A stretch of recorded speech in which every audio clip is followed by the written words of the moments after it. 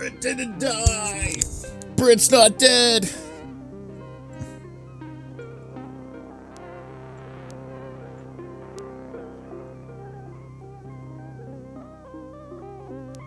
Wahoo. Ooh, wahoo. Are you ready? Yeah, dude, are you ready? So let me ask, is this the final stream?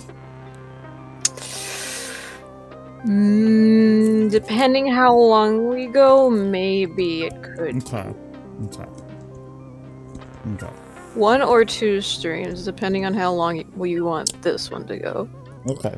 Oh shit, hold on. I'm kind of cold. Let me put on my hoodie. Because a couple of these endings are pretty long. Okay. I gotta get my hoodie. I'll be right back.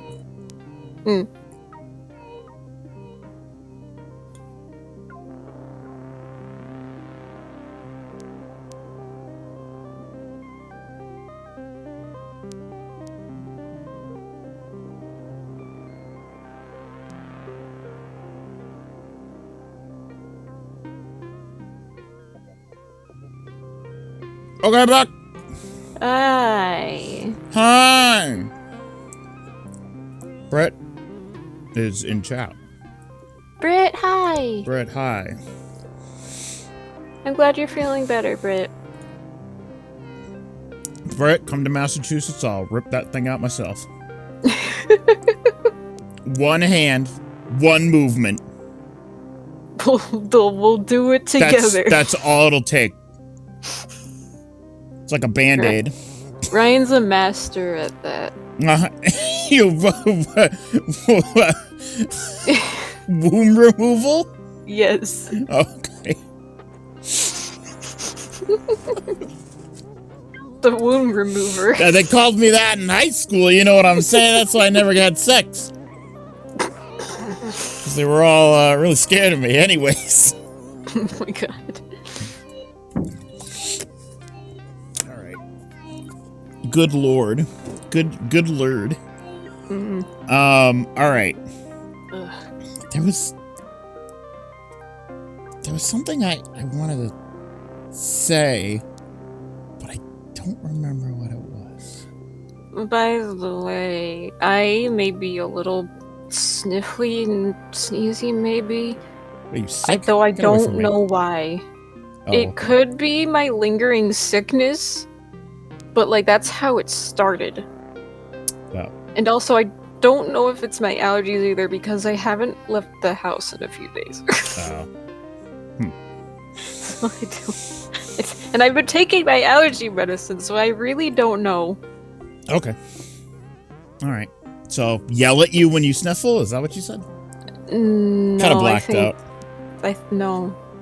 You got it, I'm bud. just giving a warning. You got it, bud. Alright, I'm launching the game. Okay. Welcome back to 999. This is the third day in a row. Yay. Why are we doing this? I don't know. Cause it's a good game. Well, it's a game. I'll say that. You're getting to the good stuff, though. You're literally about to get to the good stuff. I know. Oh, it's playing through the wrong thing. Is it good or do I have to restart it? No, it's good. All right. Wait, okay. You can hear it, right? Yeah. Okay. I thought it seemed a bit quiet at first. Yeah. Okay. So. Seek a way out. I mean, yeah. Yeah, I already went here. You said, so Nox pointed this out. Well, we talked about this last night, but we're gonna do the other ending first. The white ending. This one. Oh my god, I went here and these two just unlocked. So I must have already done these at some point. I mean, we already... Oh, well, I don't know. I'd still, like, go through with them. Okay, but if I press skip, it's probably gonna skip over whatever it was, because I've already apparently seen it, according to this. I don't know how this works, because now the reds are X's again, so I don't know. That's okay. It is likely but let me just double check Okay. to make sure you don't need to like trigger anything. Brett, this is a death game.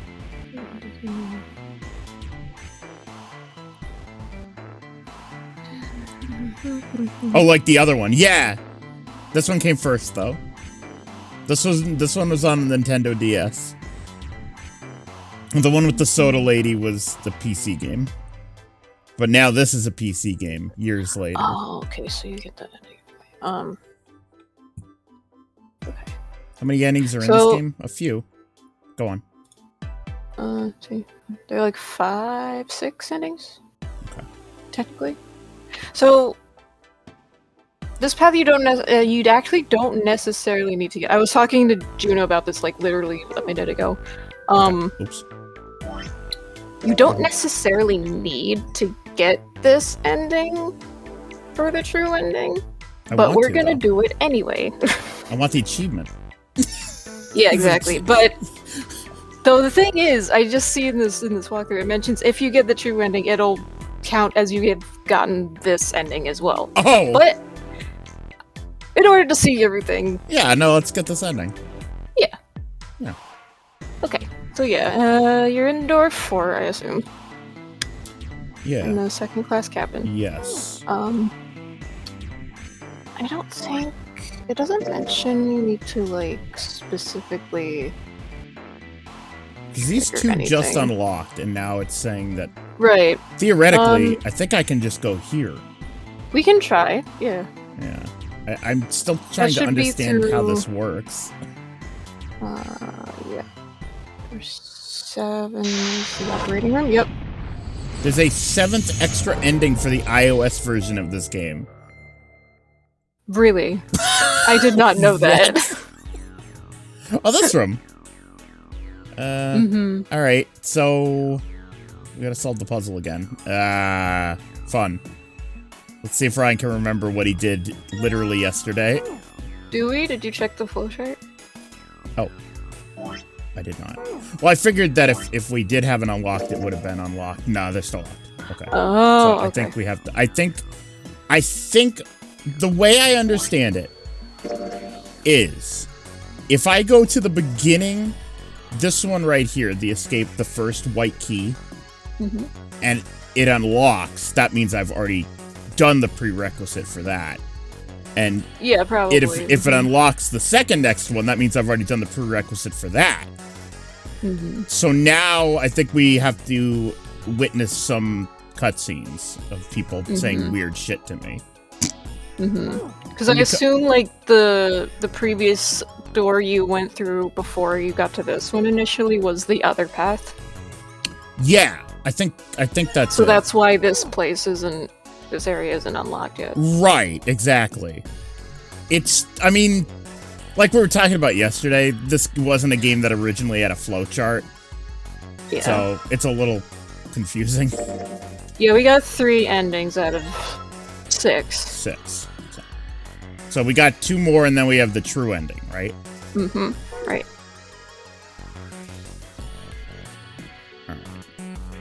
But I mean, we finished a majority of the puzzle rooms, I'm assuming. Yeah. Yeah, I think we did all the puzzle rooms. Okay, I wasn't sure if there was more down the 9 doors. Technically, like, there is a last puzzle, but, you know. Okay.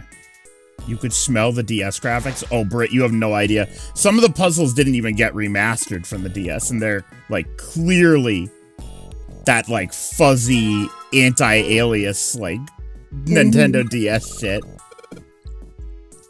I never did anything with the boiling. Yeah, Britt's here, everyone. Say hi, Britt. Britt.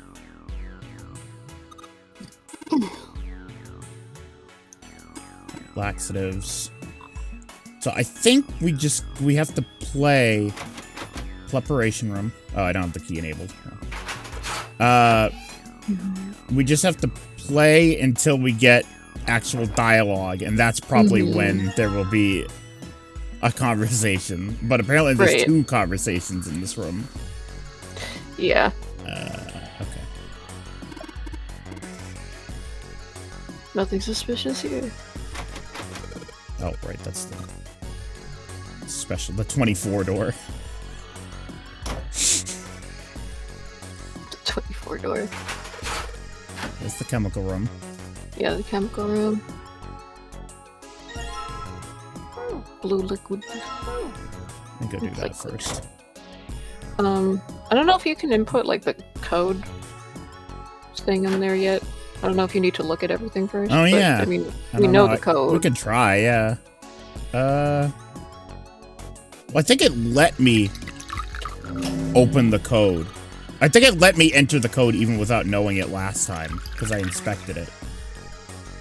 Oh, what am I doing? I can just...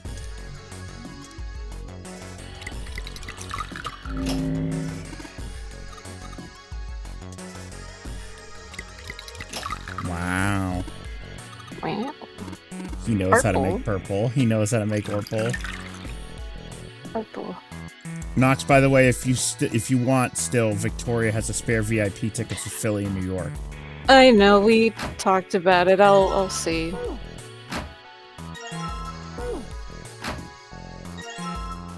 Nose. Nose. Funny big nose. I know, Britt, I do appreciate it. I do want to go, but... I'll go! I won't. I'm kidding. I will not. I know. But, like, there's some stuff up in the air for me as well, so we'll play it by ear, I guess.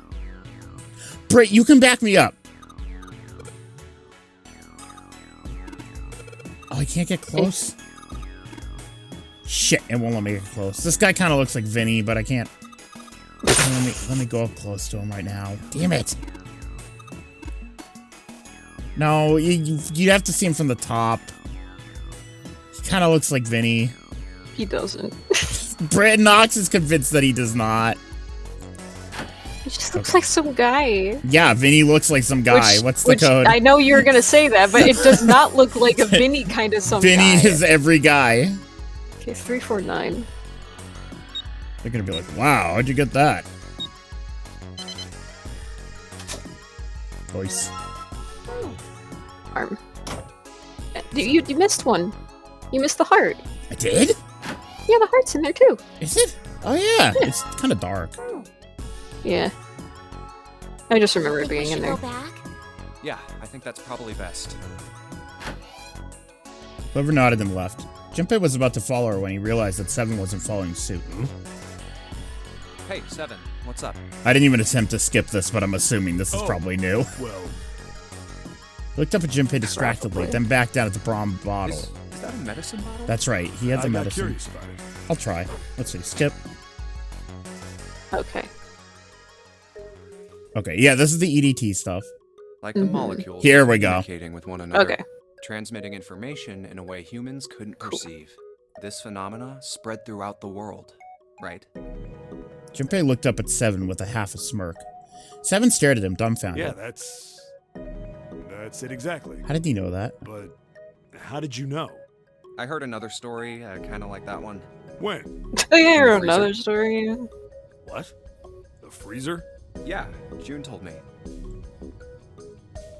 Was that this universe? Is he receiving signals from other universes, other endings? Junpei told Seven the story he heard from June in the freezer in the kitchen. How one day, glycerin began to crystallize. The story of ice that wouldn't melt at room temperature. It's all coming together, he said, knowing it's not. When Junpei was done, Seven looked thoughtful. Absent-mindedly rubbed a scar on his chin. Ice that doesn't melt at room temperature. Oh, we did go into the freezer with June. That sounds familiar? Yeah, hold up. I feel like I can remember something. It's right there. Ooh. That was an early puzzle, the freezer, so that might have been That like, was that was one of the first readers. that might have been every path. That might have been before the first split, now that I think about it.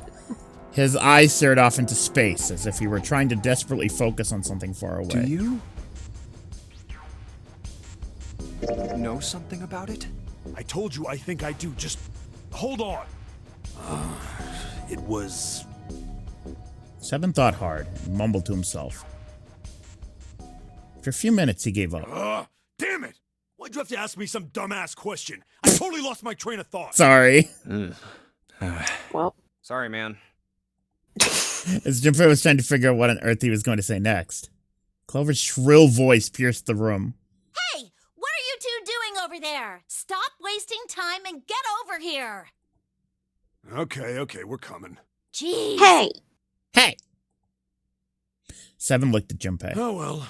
Look, if I remember anything, I'll let you know. All right? Right now, we need to get the hell out of this room, though. Okay? That he turned I'm and sure that'll be at the end of the room. left. Uh-huh. Junpei, his mind still occupied with the story Seven had told him, slowly followed. Okay. Alright. Now we gotta do the guy puzzle. Not the girl puzzle. A white cloth. Oh, I gotta be... The transgender puzzle. Mm-hmm. Yep, exactly. I have all the pieces. You need to click on the ped, I think. Oh. Yeah, alright.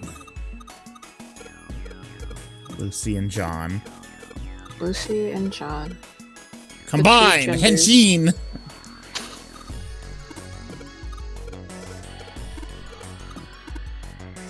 I wonder if I can do this on my first try.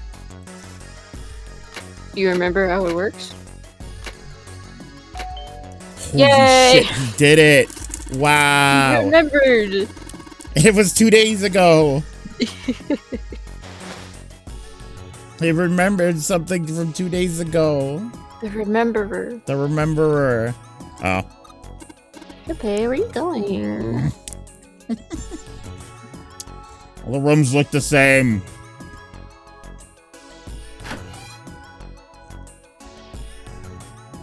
What? What? Oh, did you get the Jupiter key? That's right, there's a thing on that- John's table. I forgot. Yeah. Here, right? There we go. Yeah.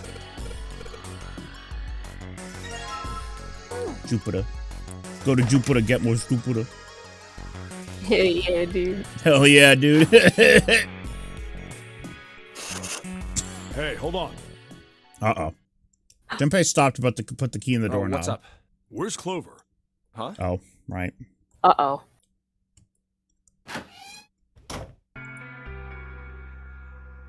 She's doing things. Hey, girl. Uh-oh. Junpei. What do you want to do? What? Junpei? Ooh. One of Junpei. these things hasn't appeared in the last time. Gave her the 4-leaf clover. I think that's supposed to say Gave give. her. Yeah, gave her. Why does it say Junpei? What do you want to do? Or maybe she do you said wanna do? Junpei? I don't know. Whatever. Yeah. She said it. Well, Oh, okay. I didn't know why, but suddenly Junpei remembered something he'd been given earlier. It's in my pocket. By somewhere. who? Who Here gave it him is. this? Santa did. Oh, okay. He raced into his pocket and dug it out. A 4-leaf clover. Remember, Santa doesn't like the number 4. Yeah, For reasons. right. For reasons. So he's like, fuck this thing. Right. Santa had given it to him in the second classroom. He held it out to Clover. That's why we were supposed to be in the 7th classroom. It's to remind you that he got this. Hey, did you know? Did you know? Uh-oh. Each leaf means something. Uh-oh. I never like sentences that start with did you know? Hope, Did faith, you know? love, and luck. That's what a 4-leaf clover stands for. Take it. Use it as a good luck charm. When you're killing us with that axe. Hee Oh, I see Juno. Okay. Listen to me, Clover. Listen to No me. matter what happens, you can never lose hope. You have to remember what's most important, and that's to have faith. And to Did you have love. gaming? Love, luck, faith, hope. If you can remember all of those, that'll bring you good luck. Oh, I'm sitting up. Snake, I mean, your brother, Snake. he's not dead. He's alive, somewhere. I'm sure of it. You've just Somewhere. gotta believe in that. In that coffin. afterlife. No!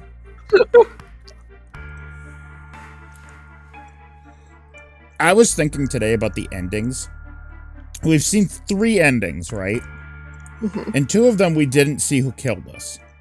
And in Right. one of them, Clover killed because she had a mental break. So Yeah. who the fuck told us in those other routes? Thank you. That's a good question. Voice was tiny and broken. As she spoke, she started to cry. She tried to hide her tears by looking at the floor, but it did little good. She wiped away tears with the baggy arms of her jacket, but more quickly took their place. No matter how she tried, she couldn't stop crying. Her tears made small, wet circles on the floor. Thank you. She said it again, and she looked up at Junpei and seemed to choke down the last of her grief. She did her best to smile. Junpei wiped an errant tear from her cheek with his thumb and gave her best smile he could manage. Come on. Seven's waiting for us at the exit. Gives her a thumbs up. But still, she didn't move.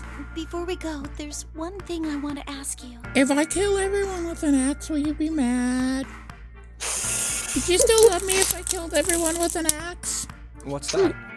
What do you think when you hear the word experiment? Axe. Oh. For a moment, his mind froze. Then he came back to his senses and realized the word meant nothing to him, aside from the dictionary definition. What?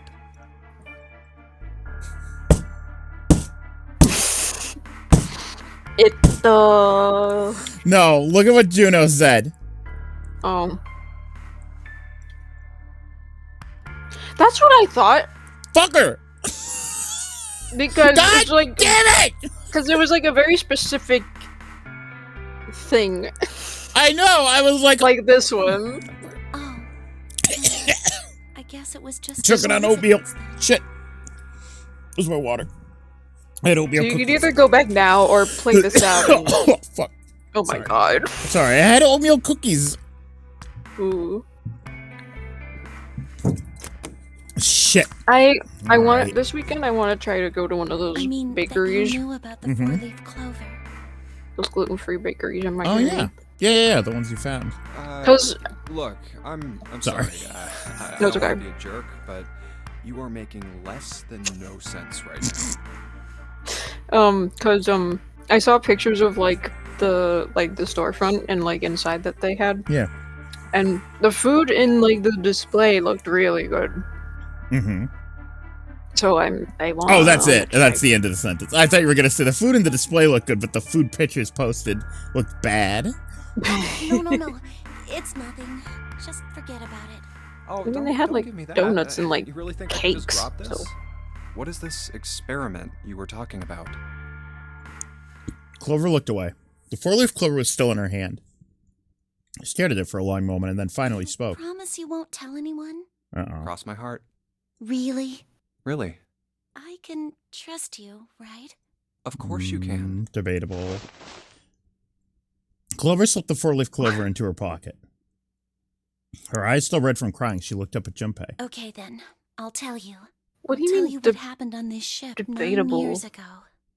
I'm not trustworthy. Junpei's stupid. I'm not trustworthy. Junpei is. Wait. On this ship? Yeah, this ship. She was one of the child experiments. He was entirely lost. He had 1,000 questions, but it was probably best, he thought, to save them until Clover had finished. It was an experiment to test some sort of psychic thing. Communicating through these fields that you can't see. Morphogenic. Fields that you can't see? Morphogenic fields. There they are in chat. They're in chat now. The fields. He heard something like this before. Yeah, I don't know if Seven's conversation earlier might get a little bit of context for this conversation, but We'll go back. Like, think about this. See? Brit! Brit!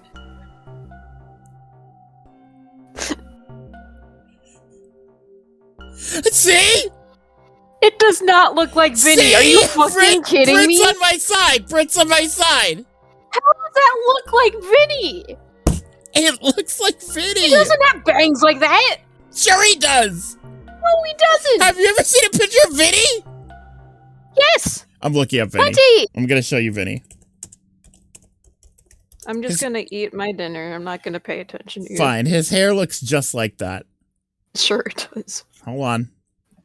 This is literally the first picture of Vinny on the internet that pops up. That's the same hair.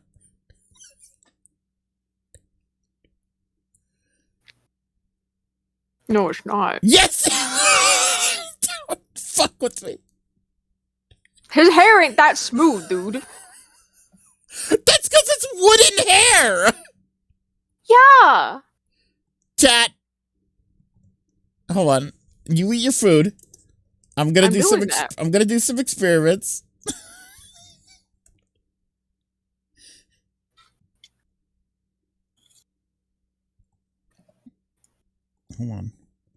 Hold on, chat. It's formed. Oh, shit. I did the wrong thing. Transform. Flip horizontal. There we go. That makes him look fucked up. The don't need weird facial hair. One, thank you. That's one thing. Well, yeah, it's a fucking mannequin. Yeah.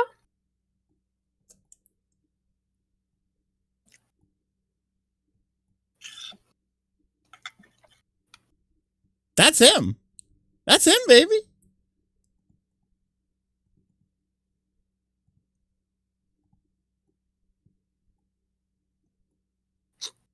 Are you done? No. Chat. It seems like you're doing a lot of work to prove your point. The mouth even matches up.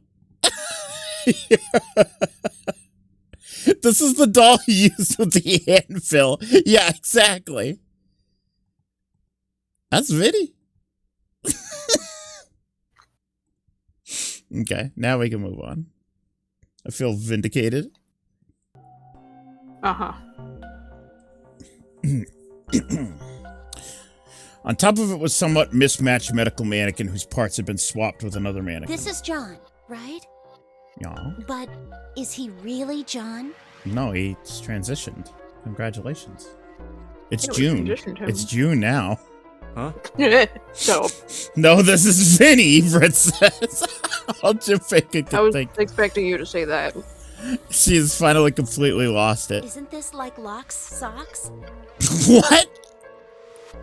Or the ship of Theseus? Oh, well, I know that one. Come on.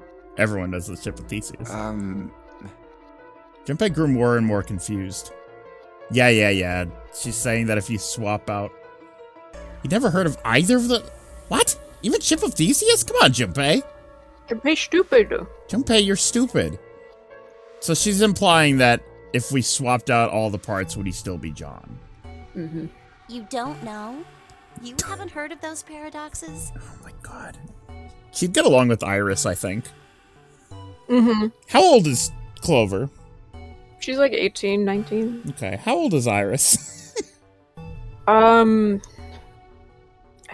think around the same age? Yeah, I think she's like 18, 19, isn't she? I think so. They should kiss. No? Agreed. 18! Perfect! I have seen art of Iris and I think Akane together. Okay. That'd be cool. Mm-hmm. But I think Iris and Clover are a couple of freaks, so... Really? They're both pink. Clover laughed. Okay, well pay attention then. They are. This is how Locke's socks works. Let's say I've got a pair of socks. They're my favorite socks. One of them gets a hole in it. What would you do if that was your sock, Junpei? Throw them out. Is this important, chat? No. No. Okay. Because it was during sevens. Well, This is just a I think hypothetical. But it's your favorite pair of socks. I don't give a shit. It's got a hole in it. Come on, who loves their socks that Yeah, really. Just buy another pair. It doesn't matter. Just suppose you do love them that much. I love certain socks that I have. Well, I guess some of them then are I'd soft. patch it. Yeah, just buy more. The same socks. No, sometimes they don't have the same right socks after a point in time. Oh, I buy like 10 pairs. What? But what if another hole opens? I'd add another patch, I suppose. What if another hole opened after that? And the patch is great. Is it the same sock? She should have kept this one out and just done the ship of Theseus. This one's stupider. Another I think they're the patch, same I guess? kind of thing. The boat one makes more sense. You repair a boat. You don't repair Well, socks. let's say you just keep adding new patches. Until eventually, the original cloth of the sock is totally gone. Oh, is it the same sock or not? Once Chad? you get to that point, Chad, is it the same sock anymore? Whoa. I mean, it's possible they wanted to like show this image and couldn't do that well with a fucking boat. Maybe. can you really say they're the same socks you started Oh with? my god. My mind. Well, that's tough. The answer is not tough. The answer is not tough. Chat, what's the answer? Nox, what's your answer? In your mind, is it the same sock? No. No. Yeah, exactly. Thank you. Jump across. See? Take that, Aristotle. Fuck you. I mean, just because you make it like the same shape doesn't mean it's the same fucking thing, because you can replicate anything, dude. Right. That's the thing, is that the Falcon, right? The Falcon's old. If I were to replace every part in the Falcon, is it the same car? No, but it's just a car. It's just a Falcon. Who cares? It's just what? It's just a sock, man. It's just a sock. So that's the lock sock. That's If you replace every part of the sock, it's no longer not the same sock. Right. If there's a little bit of the sock left, it's the same sock. Yeah, if there's like 2 stitches on the top, that is the same sock. It's not the same in the sense that it's undergone a change. I'm not the same person. Yeah, but that's a people. Well, technically, yeah, because you're shedding like billions of cells every day. Yeah, right, exactly. So technically, yes, also that. I think for non-alive things, it does not matter. Yeah, the ship of Theseus. Clover's like, will you shut up? The ship There's of the boat. Theseus. If you keep fixing the damage... Bingle Bingle! Chad is now playing Bingle Bingle! Bingle Bingle? I don't know what that is, but that's really funny. Hold on, I'm looking at Bingle Bingle. Okay. It just popped up on my screen. What is Bingle Bingle? It's a roulette building game where you can build your own roulette. Okay. Okay. This is a really funny name. Bingle. Oh, I sent Cassie. Holy fucking Bingle. Exactly. I sent Cassie a game the other day that I think you're gonna love. Hold on. Here it is. The ship of Theseus thing reminded me of it. Here you go. It's called Thought Experiment Simulator. It's not out yet. Thought Experiment. There's a demo out. Here you go, chat. This is for you. Oh. This got recommended to me. There's only a demo out. It looks amazing. It's like weird, and like it takes thought experiments and like makes them weird and silly. Dog. Yeah, the dog. It makes them like weird and silly, and it looks good. I can't wait. But there's a Ship of Theseus one in there. That's what it reminds me of it. There's also Schrodinger's cat. There's a bunch of ones that I recognize. Eventually, it ends up with none of the parts it started with. Sisyphus was in there too. It looks good. Can you really say that ship is the same one you started with? And what if you took all the old parts from the first ship and built another one somewhere else? Then which ship is the real ship of Theseus? The one you took all the parts one from with and the built original somewhere parts. else. What are you talking about? It's like a big Fallout 4. I took all my fucking power armor off and put it on another power armor. That's the one you repaired, or the one you built with all the original parts?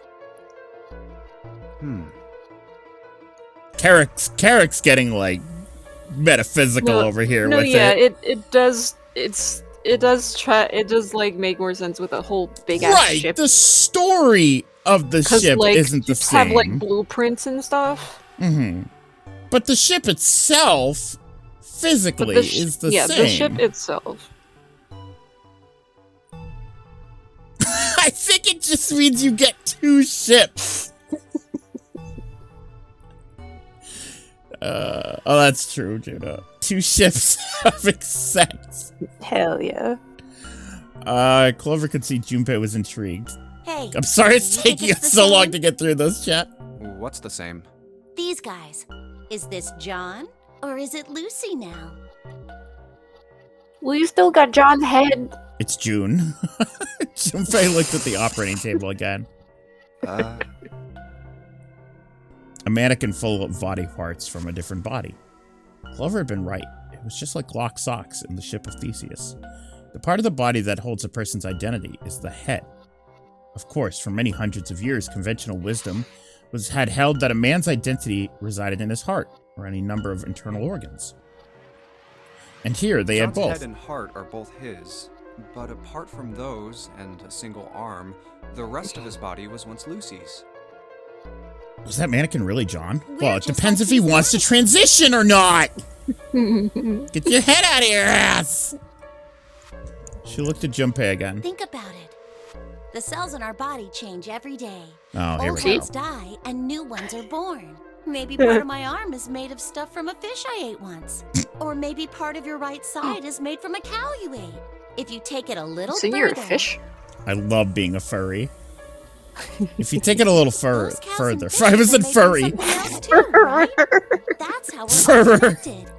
Through fields that can't be seen with the naked eye. Oh, Christ. The silence was broken by 7. What the fuck are you talking about? We're What the running fuck out are of you two time. We're talking going. about? What the fuck are you two talking about? Hey, what the hell is taking you two so long? 7's head appeared at the door. What the fuck What are you two are you talking about? I'm stuck in the fucking boat again. He was not happy. How long are you gonna make me wait? We don't have time to screw around. Junpei and Clover looked at each other. Clover looked at Junpei as if to say there was more she wanted to tell him. Yeah, she didn't even get to the experiment thing. Well, She didn't even get to the Cradle Pharmaceuticals thing. Whatever she had to tell him, she didn't want to tell him in front of 7. 7 seemed to catch on. Oh? What were you two doing? Was this some sort of secret meeting? No, it wasn't. We were just Just... playing with the mannequins. Huh? Let's go, Junpei. Moving a little too fast to be entirely innocent, Clover headed towards the exit. 7 stared at her and turned to Junpei with an amused expression. Playing with mannequins, huh? Didn't know you were into that kind of thing, Junpei. God damn it. You're a dick. Junpei dashed past him and traced Clover's path out the door. She wanted to let him know that she's a fish, Remy says. They stood in front of the door. Junpei took out the Jupiter key. All right, I'm gonna open it now. Is that cool? Okay. All right. are fish furries considered scalies? Since they have scales. I don't know. I'm not the person to ask that sort of thing. Oh, the foot's... Okay. Oh, yeah. Hold on. Sound like 2 horses. Let me see chemical closet. Let me see if I just watch Think this we should go cutscene back. Yeah, maybe. If they'll let me just... Yeah. Yeah, I think it will.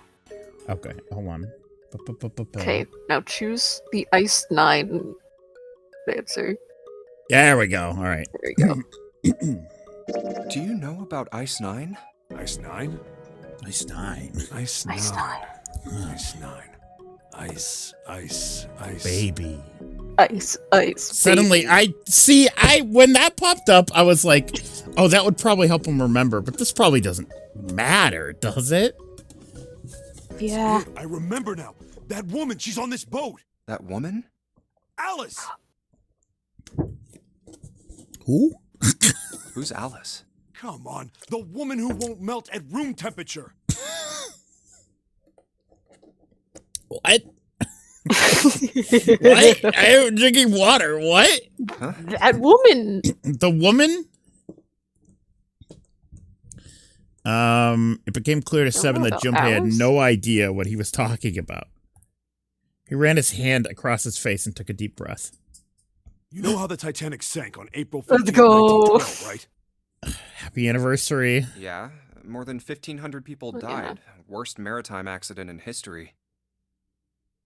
What about it? Did you hear about the boat that was sent to collect the dead bodies? I think that was the RMS... It's been like 110 right? years, huh? God damn. Yeah. It was a cruise liner, just like the Titanic. 112. No, that was the ship that picked up the survivors. The ship that collected the dead bodies was the CS McKay Bennett. The McKay Bennett showed up on April 17th, 2 days after the accident. It set out from Halifax, a port in Canada, and recovered 306 bodies. The Atlantic that far north was really cold. It would have to be for there to be icebergs and stuff. Anyway, the bodies they pulled out of the water were frozen solid. This isn't a very nice story. So, what happened next? Remember it says, given that rich people decided to go to it recently is insane. Yeah, do you remember what happened to those rich people by any chance?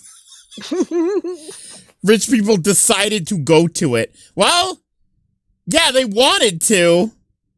But if I remember correctly, I think they got crushed up into goo. So Before they could even make it. Yeah, like an hour Before they could into the even trip. see it. And the news tried to cover it up for so long, being like, "Oh, we don't know what the static and this noise could They be. could be okay." There were various bits of stuff floating around in the water. Things the drowned had carried with them, or stuff that dislodged as the ship sank. One of the things they found was a coffin. A coffin?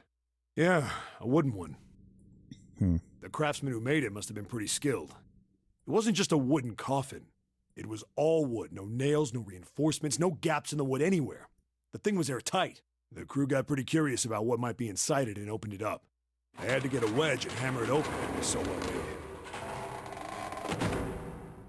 Inside, they found a woman. Cleopatra! I guess you should say they found the dead body of a woman. Her hair was thick and black, and her skin rich brown with no blemishes or signs of decomposition. They say that she looked gorgeous, like a goddess. Is this real?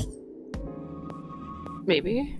It's a Uchikoshi lie. She was obviously dead, but everyone who looked at her said she just looked like she was sleeping. Her skin was so lifelike, she looked like she might wake up any minute. And she didn't, though. Like the rest of the bodies they found, she was frozen solid. Eventually, the McKay Bennett finished searching and returned to Halifax. The 306 bodies were unloaded and taken ashore. However, it was warm enough that they began to thaw. They say that the stink was horrible. But there was one body that didn't thaw. And that was... The girl in the coffin. Cleopatra. That's right.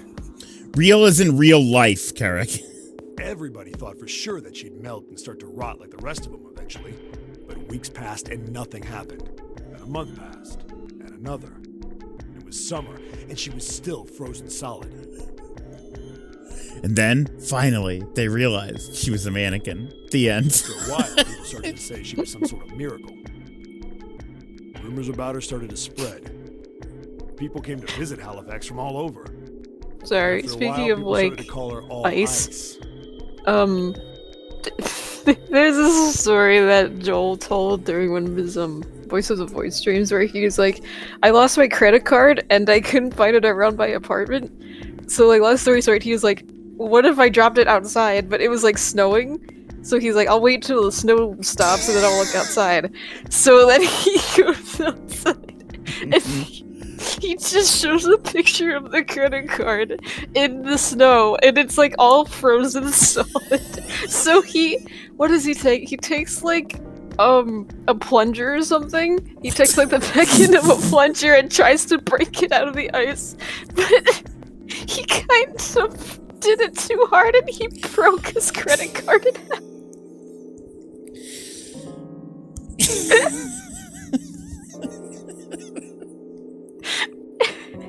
The fuck? He's so stupid. Of course, the rumors didn't last long. Why? Well, she up and disappeared. What? One day Alice was there. She got up and walked away. They say Yeah, someone snuck in Remy, he did. keeping her and stole the body. With the body gone, the rumors followed pretty quickly. After Yes. a while, no one remembered her. I don't think Nox has them. I think they're in a video. I have to go back in the Might be able to VOD. find Also, something about it, find a of newspaper course it back doesn't. then, It doesn't show his numbers on it if that's Well- what you're curious about. Well, yeah. Wait, you just said that she was on this. Either way, he would have canceled that card and fucking broken half. Yeah, I did. Alice has got to be somewhere on this ship. Why? Now, why the hell would you say something like Yeah. that? And just what is it you know? What happened to Alice after she was stolen?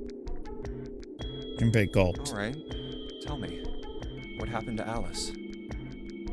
Seven nodded slowly and took on the look of a man recalling something long buried. Well, around that time, the word was that there was a special black market in New York. All millionaires from all over the world. I've heard that Alice went up for auction there. The person who won the auction was Lord Dashiell Gordain. Of course! You've heard that name before, right? Yeah! Yeah, Lord Dashiell. Gordain. Oh, isn't he the guy who bought the Gigantic? The Titanic sister ship? Oh. Yeah, that's him. Although I guess he hadn't done that yet. What do you mean? Gordain bought Alice in 1912. 4 years later, in 1916, he bought the Gigantic. And he hid Alice somewhere on the Gigantic. But nobody knows where. He died in 1931. And apparently he died without ever telling anyone where Alice was hidden. Okay, so he's implying that if this is the Gigantic, then Alice is on here. However, Well, he did have one close friend who asked him, "Where is Alice?" And he said, "Alice sleeps in a small chamber past the Forest of Knowledge beneath the navel of the Gigantic." what the hell is that? Your guess is as good as mine. Oh, I hate riddles. Seven threw his hands up in defeat. So that's it. Whatever you think, I believe it. She's hidden somewhere on the Gigantic. In other words, she's hidden somewhere on this ship. Before Junpei could dispute Seven's rather bizarre claim, a shrill voice. As Junpei was trying to figure out what on earth he was going to say next, Clover's shrill voice pierced the room. What Hey! are you two doing over there? Hey! Are you two having sex in there? Stop wasting time and get over here. Okay, Yes. okay, we're coming. Jeez. Seven looked at Junpei. Yeah, so anyway, that's the story. It might be useful someday. Don't forget it. No, it won't be. Who says that? With that cryptic remark, he turned and left the room. Alice. Oh. Huh. Junpei was left behind to ponder what he just heard. He tried to remember what June told him earlier. That mummy wasn't just a normal Hi, June. mummy. They Oh, say June. that she was frozen. The story says that from the time of its discovery all the way through to when it got put on the Titanic. Even though it was carried through the desert, her body Desert? never melted.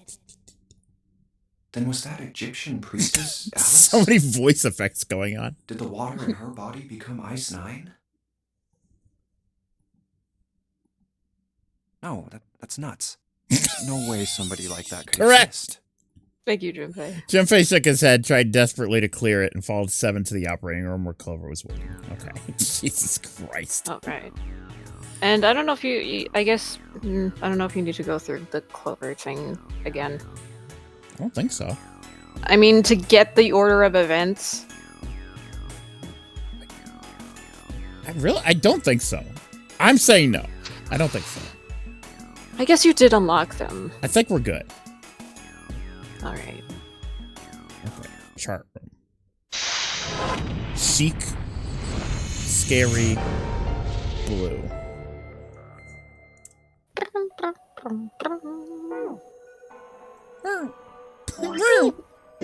Hold on, let me try something. Let me try this. Just try skipping straight to a cutscene and see what happens. Oh! You're not going to skip to the first one? There wasn't a first one. That just brings you back to the room. The chat room. Oh, okay. Yeah. Yeah, That is there the name is. of the room, never You mind. checked on us. Now get out of here. Oh, We yeah, split I this can't stuff skip. up for a reason, all right? Oh, Change the Yeah, right. That's a It's lie. it's because We I didn't have to split up the work. it's because I picked the other one. That's why it's I not. just want to talk to Clover. Change the alone. mode, dude. Thank That's you. why I sent Ace to the wheelhouse. There's something I want to ask her, and I don't want anyone to overhear us. I'm pretty sure Clover won't talk if there's anyone else around. That's why when Ace showed up again, I got a little desperate. I had to make him leave. Ace opened his mouth and took another look at Junpei and shouted again. A small smirk appeared on his face. Oh, I see. Oh, okay, bye. Yeah. All right, here we go. Junpei let out a sigh and brushed a few drops of sweat from his forehead. Well, at least it doesn't make you do the fucking ropes. He turned and found himself looking straight into Clover's eyes. She'd heard what Ace had said. She regarded Junpei with caution. What was that about? She was clearly suspicious, and with good reason. Why are you looking at me like that? Junpei's eyes widened, and he held up his hands in a gesture of innocence. No, it's not like that. What's it like then? I just wanted to hear the rest of that story. I didn't get a chance to ask you about it until now. What story? About the experiment, remember? The one you started to tell me in the operating room? You said something about an experiment that happened here 9 years ago. Clover bit her lip. She stared down at the floor for several long moments, and when she spoke, it was barely audible. I'm sorry, but I don't want to talk about that right now. I'm just not in the mood, okay? You understand, right? No! I keep thinking about my brother. Who cares about your brother? Tell me what's happening. I don't give a shit. Your brother's fucking dead. I can't stop. Can't stop! Come on. This step just a V2. Alright, I gotta take my medicine. Hold on. Hold on, Clover. Medicine. Hold on, Clover. I need to take my normal pills. This will make me stop being silly.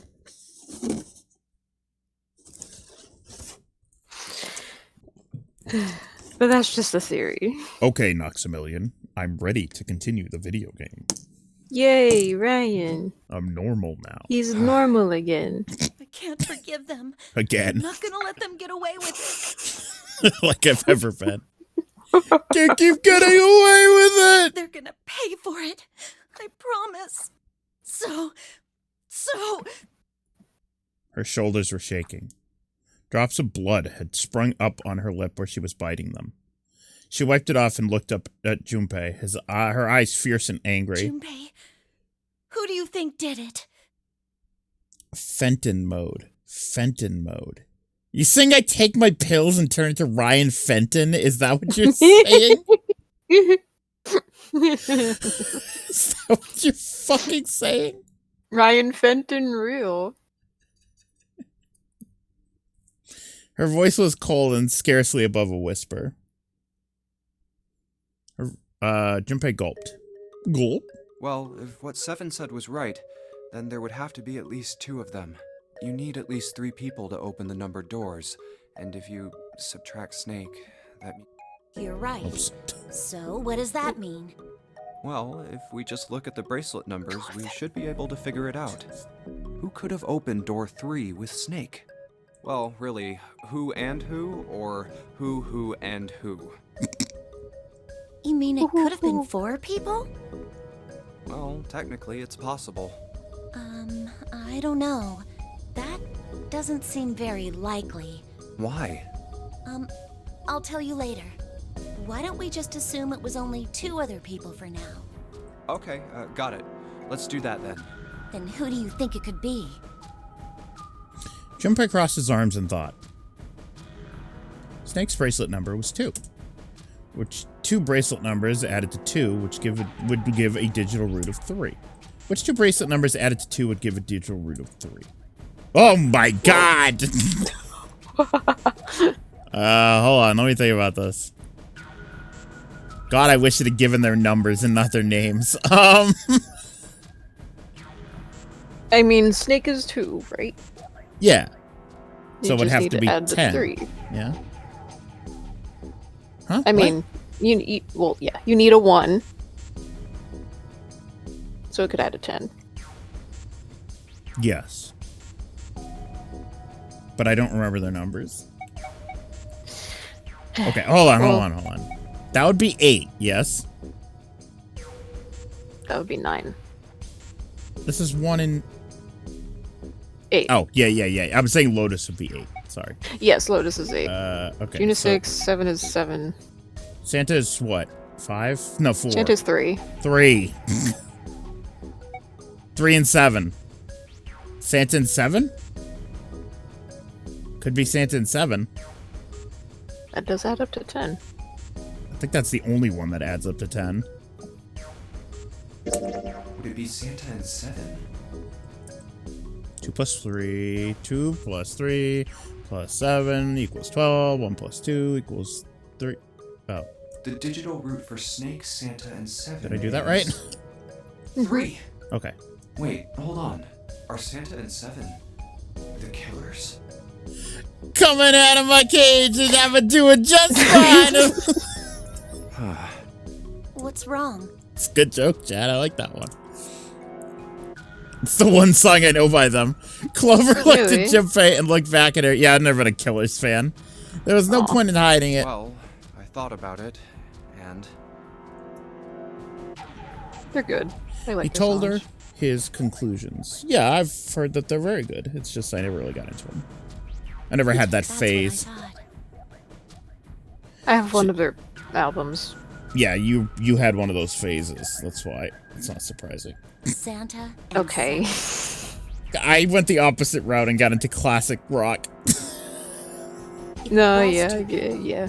Then that's the only combination that works. Hey, wait a minute there.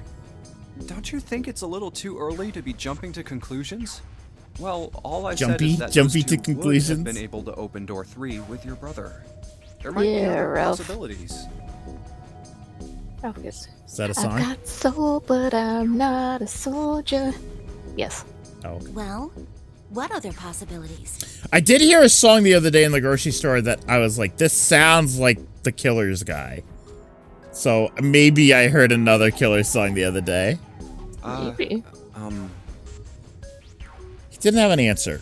He was ready to admit defeat when Clover spoke. Are you saying you think that it was 3 or 4 people? I really don't think that's likely. Why not, Clover? Why not? Yeah. Can I borrow your pen and paper? Clover put her hand out expectantly. Yeah, here. Junpei pulled out his pen and this pad of paper and handed them to... I didn't show the fucking drawing! Oh my god, I just realized! The what? The drawing! Your drawing! Oh. I mean... I Here, guess you look could. everyone! Tell us I what drew a happened, thing- Nox! I drew a thing last night. I just got like a hit of like motivation. I'm just like, I want to draw, and I drew Ryan as Junpei and me as Santa. Yeah. I woke up this morning to like... I literally drew that from scratch last night. I woke up to like 4 different messages from 4 different people with like weird shit. And I was like, am I awake right now? I was like, Nox drew something for the first time in forever. I was like, Literally in months. I haven't had like the inspiration to draw in forever. oh yeah, and I forgot to show Ace Biden. Hold on. Yes, I was just thinking about that earlier. Forgot about that. That really made me laugh. Hold on. Yeah, but I wanted to bring it up when Sheepy was here because Sheepy made it. Oh, here you But- go. Sheepy made this after. That made me laugh really hard. Oh my god! I woke up. I saw that. I was cried. Okay, Sparky, let's see you take a crack at it. It's so good. Oh, I love that. Oh my god. Oh my god. That's so funny. Okay. I like how like the boxes of like the pictures of the puzzle are there, but they kept the little puzzle pieces in the middle. Yes. Yeah. Oh my god. Yeah, I didn't even realize that. That they're both shaped like that. That's why they're like skewed like that. It's because they're the puzzle piece. That's great. I Oh. love that so Oh, much. I love that. That's fantastic. It made me laugh so hard at the Oh end my of the God. stream last night. All right. Hi, frogs. Hello. She opened the notebook and wrote down several simple addition problems. Eventually, she had 8, which provided the digital root of 3.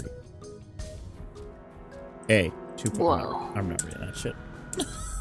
Numbers. It's just numbers. Like, bro, you can read them. They're right there. Oh boy, I'm in there a couple times. What's this? I don't think I killed Snake. These are the combinations for 3 or 4 people. Unless Junpei went into some sort of fugue state. These 8 combinations are the only possible ones. I like how I you see. say I as if you are Junpei. I mean, am I not? You saw the picture. Yeah. Yeah. That's proving my point. Yeah? I can trust you, right? Yeah, Clover. As he eats an Oreo cookie. No, oatmeal, not Oreo. God. Of course. Why would you need to Not ask sort of that? some sort of Oreo pleb. No, Oreo's okay. Really? But not as good as oatmeal. Yeah. So then I should get rid of B, D, G, and H, right? Of course. Just cross I them miss out. having oatmeal. And Yeah. you should take off yours too. The ones with 4. So, what does that leave? Uh-oh. A and Oh, boy. E. Sorry, I'm looking at E. E. 1. That's Ace, Lotus, and 7. I could believe that one. That one I could believe.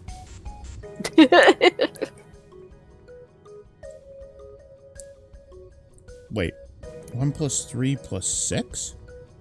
Wait, where's the snake in 7 one?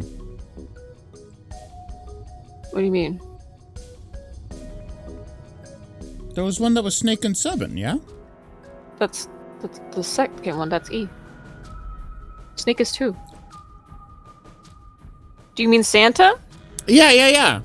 Santa's 3. Santa's in both of them. Yeah, but where's the Santa in 7 one? That's an E. Yeah, but Lotus is there too. If you're talking about like where's the one with just the 2 of them, Yeah. that's Clover was doing that for more than 2 people. Okay, well she should include it here. No. Wait. That was the other whole point. Hold on. Wait. You say she's doing ones that are more than 2 people, correct? Yes. But A is 2 people. Plus Snake. Can you not count? Oh, Ryan. 2 plus. Okay, never mind. Snake is the 2. I keep The other thinking- numbers are each individual person. I keep thinking Snake is 3. I'm getting Oh my confused. god. Sorry. I didn't see that 2 at the beginning. Why? Because June's in that one. There's no way in hell she'd do something like that. Are you sure? Are you sure? God damn it. I bet my life on it. Okay then. I can cross off A too, right? Yeah. Well, what have we got left? E. E. E. Chat. Post E. E. 2 plus 1 plus 3 plus 7 plus 8, 21. Do you know what this means? This means that basically everyone else killed Snake. Everyone besides me, you, and June would be working Jesus together. Christ. I don't believe that. I don't believe No? 7 had anything to do with it. Although he's in every one. Do Nearly. I don't think 7 had anything to do with it. He doesn't seem like he you would. think that's likely? If there were 4 people working together, they wouldn't be very Unless Snake was secretly a real fucking shithead. I don't think they'd try that hard to hide. In what which they were I'd be doing like, to alright, that's outnumber fine. us, right? Well, you do have a point. And besides, if Ace and 7 are working together, They could have easily gotten rid of me when I went to the shower room with them. But they didn't. They didn't even try anything. If they were killers, why wouldn't they? Coming. Her voice was calm, but Junpei only had to look in the eye. I didn't mean to say coming. Sorry, I was trying to start the song. No, And then after that, I realized it was just coming.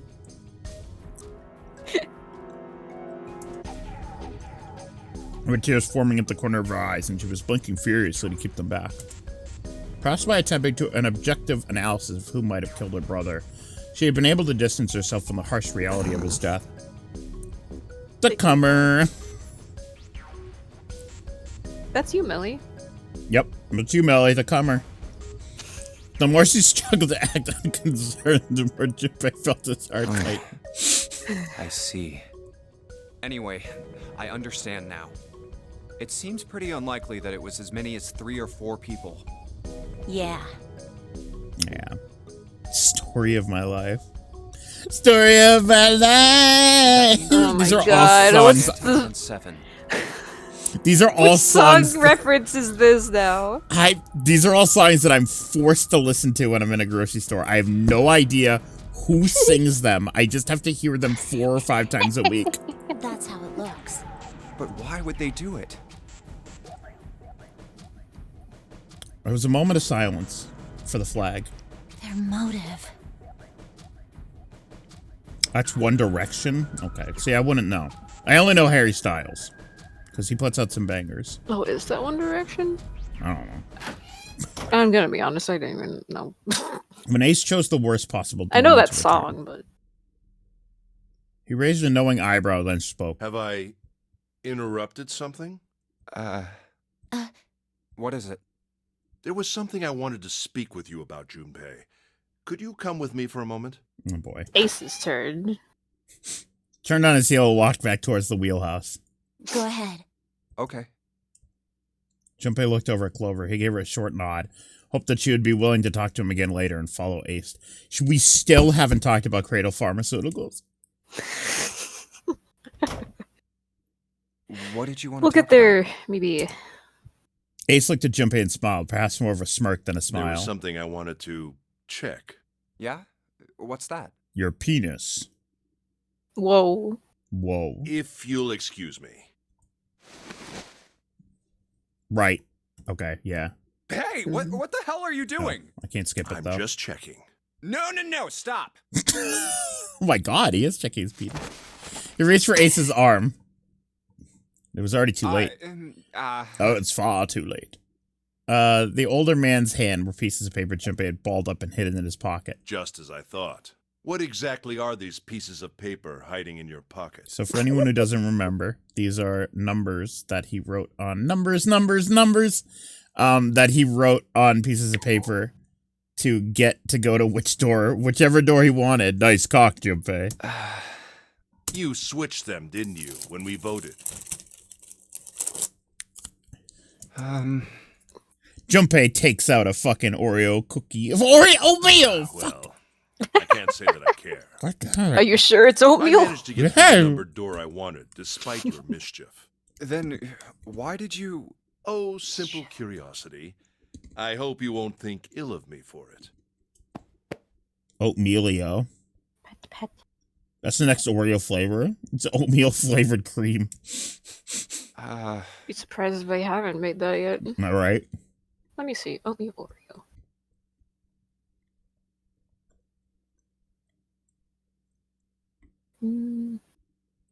Looks like there are recipes out there, but I don't know if any Okay. are official. Oh, they have. Oh, there's Quaker's cookies and cream, Ooh. Oh, Oatmeal. like regular oatmeal. Yeah, I've seen like regular instant that. oatmeal. Yeah, it's got like bits of Oreos in it, I think. Uh-huh. Remember the dinosaur oatmeal? You ever have it? They used to have it's so. dinosaur egg oatmeal. They were like little little dinosaur No, eggs in I it. don't think I have. Yeah. I wasn't really into oatmeal as a kid. Mm-hmm. I thought it was just like slop and gross. But It then, is you know, slop. after I like had it it's it's fucking good. Brett If you says put, like, oatmeal. Brett says oatmeal bad. If you put like your favorite bits in it, then it's good. Brown cinnamon sugar milk oatmeal is fucking amazing. If you put like one of my favorites is what was it? It was like cranberries, I think. I also like apple cinnamon, and Oh, the sometimes apple with like cinnamon's good. regular oatmeal, I just slab some peanut butter in it, and that Oh shit's my! fucking good. Ew, I don't think I could do that. I don't like No, peanut butter it's very much, good. though. I don't like peanut butter very well, much. well, that's fair. Nutella though, Nutella's fucking good too. Yeah, I don't know. I'm just not a big butter spread guy. Meh. It was a small defeat, but it was a defeat. Junpei had lost the upper hand, and he knew it. He could feel his stomach beginning to tense. Damn. Oh, Also, well, there's gluten in this. Well, yeah, it's like it's oats and wheat. It's different kinds of grains. yeah, right. Isn't that all that gluten is? Well, it's not oats, but it's like the everything else. Right. Got it. All ice. Oh no! Damn it! You remember? Oh, I forgot that the book said Alice. Damn it! A red file lay in the drawer. Junpei reached down and picked it up. Looks like something's on the cover. Alice. All like ice. how quickly we jump into this. Yeah, it's so quick. Like 3 lines before it's like, oh Wait, my god. all ice. Does this mean? Come back and hold back. He had to know it was in the file. Oh, that's right! And now the Egyptian writing. Cleopatra! It all comes together! Yeah, that was Cleopatra, dude. Yeah. It looked like her. I watched Clone High. Next time on a very special episode of Zero Escape. There were many pages in the file, and each was full of these strange symbols. What the hell is this? He didn't realize he'd spoken that loud until Ace looked over at him. They are hieroglyphs, a form of writing used in ancient Egypt. Ancient Egypt? That's right. That's right. Oh, I could skip this now. Wait, did he just So it need would to... seem. Oh, okay, good. I thought he just needed to realize the book was for Alice. That'd be so funny. It was only that. Library. He's just like, oh yeah, Alice. Oh, it was the Anyways, Yeah. that moment's gone. Yep. Junpei remembered something he heard from Seven. They'd been in the chemical closet, the jungle of knowledge. Seven said something like... I know Cleo, she's lesbians with Frida Kahlo. Yeah, I watched like 3 episodes of the reboot, Melly, and I was like, this kind of sucks. And then I never watched anymore. Like, I know that people are like, oh man, it went woke and it's not as funny anymore. But that's honestly what happened. That's honest to Christ what happened. It went woke and it wasn't funny anymore.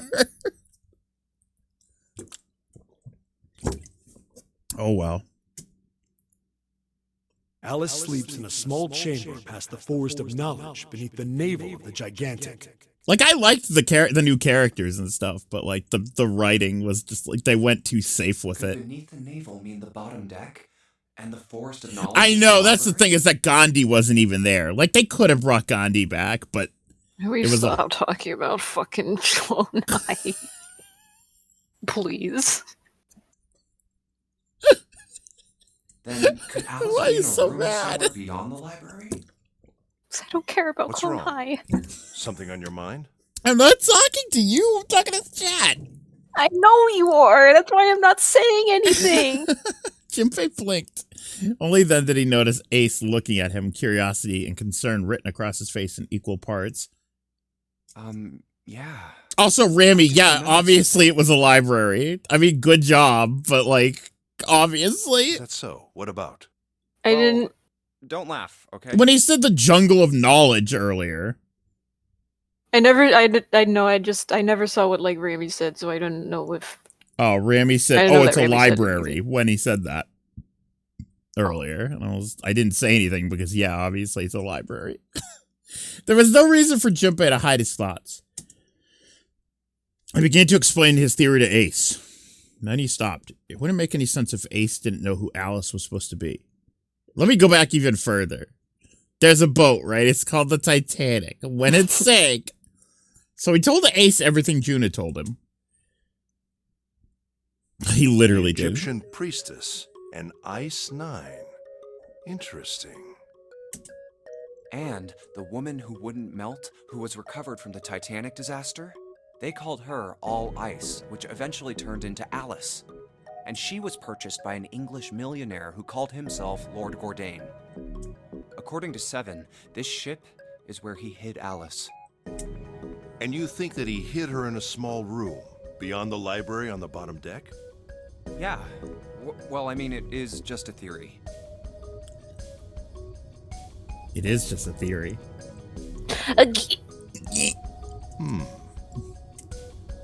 Ace stared off into the distance, his hand slowly and absent-mindedly stroking his beard. Remember when Lincoln got canceled? Yeah, that happened to Sam and Max. That's when, It's true. That's when Sybil showed up. After a few moments, his hand stopped.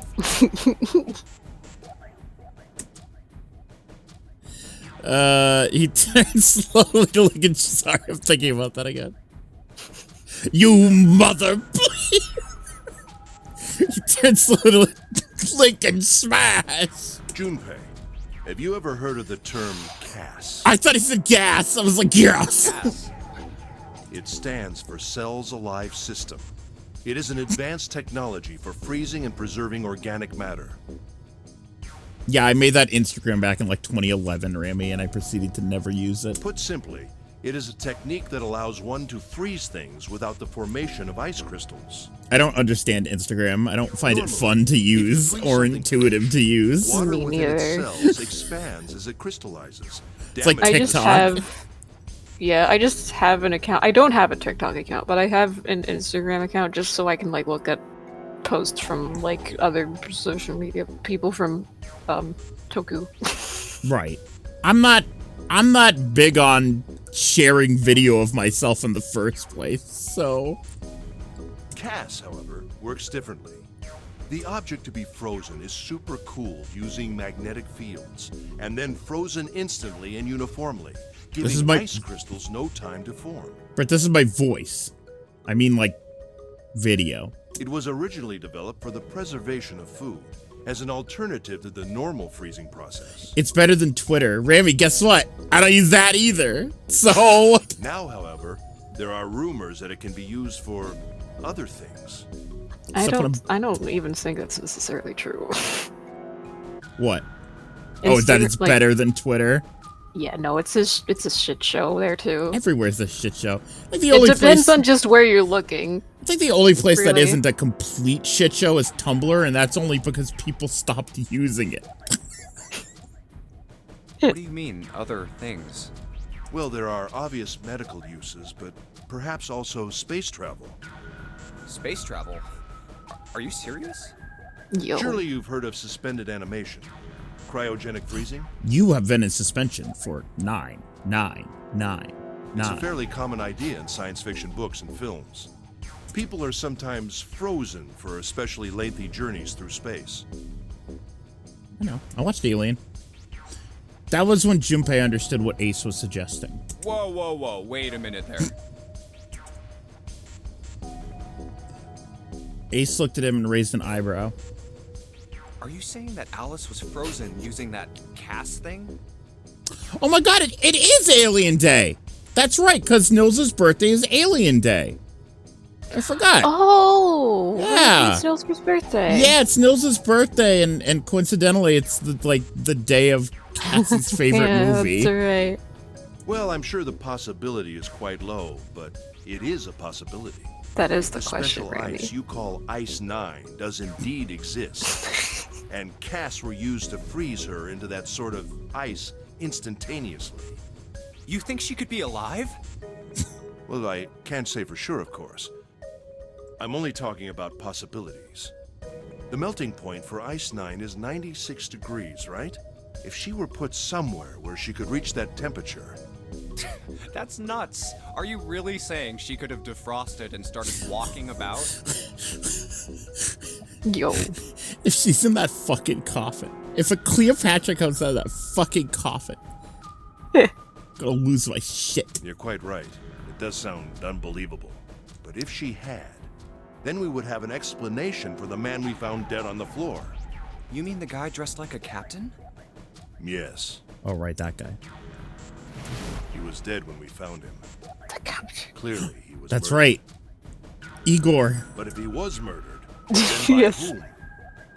It couldn't have been one of us. That would be impossible. In order to enter the captain's quarters, one must first open door 1. That door that requires the Earth key prevented us from accessing door 1. Who was it that opened that door? Santa and Lotus. Right.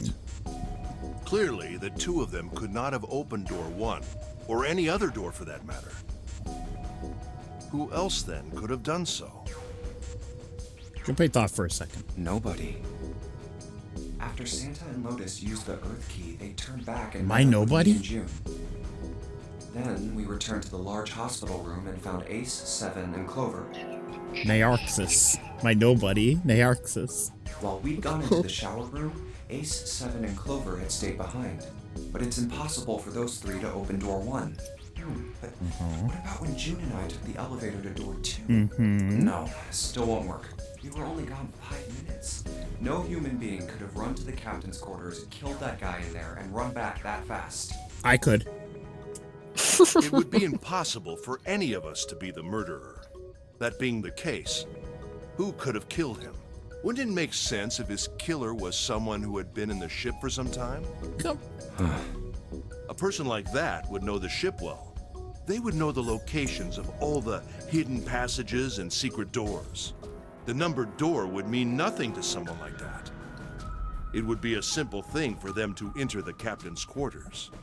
Then you're saying the killer was Alice? Coming out of my... The killer.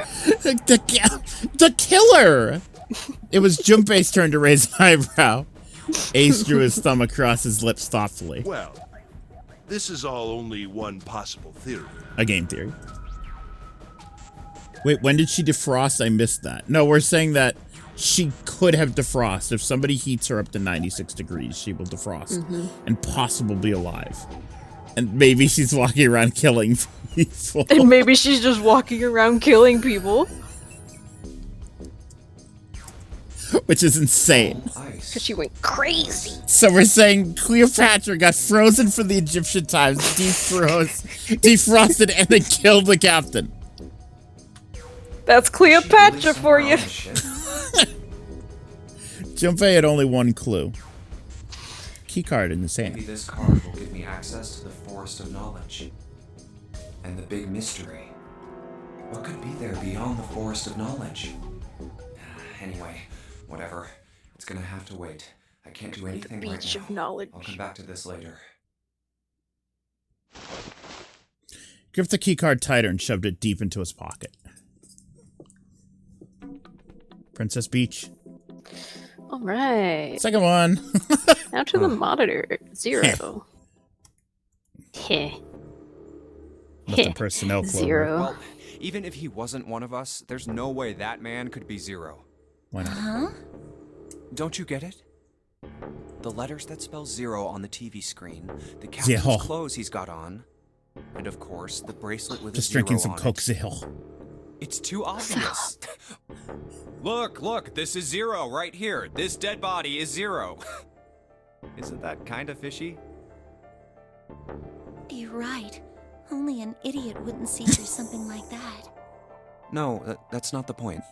I'm not trying to make fun of them for thinking a trick like this would work. I'm sure they didn't think it would work, which makes me wonder. I think this is a challenge. A challenge from the person who's really behind all of this. He's making fun of us. Don't you get it? If whoever killed this guy really wanted us to think this corpse was Zero, they'd never have put a bracelet on him. Walking around with a Zero bracelet would be like hanging a sign around your neck that said, "I did it!"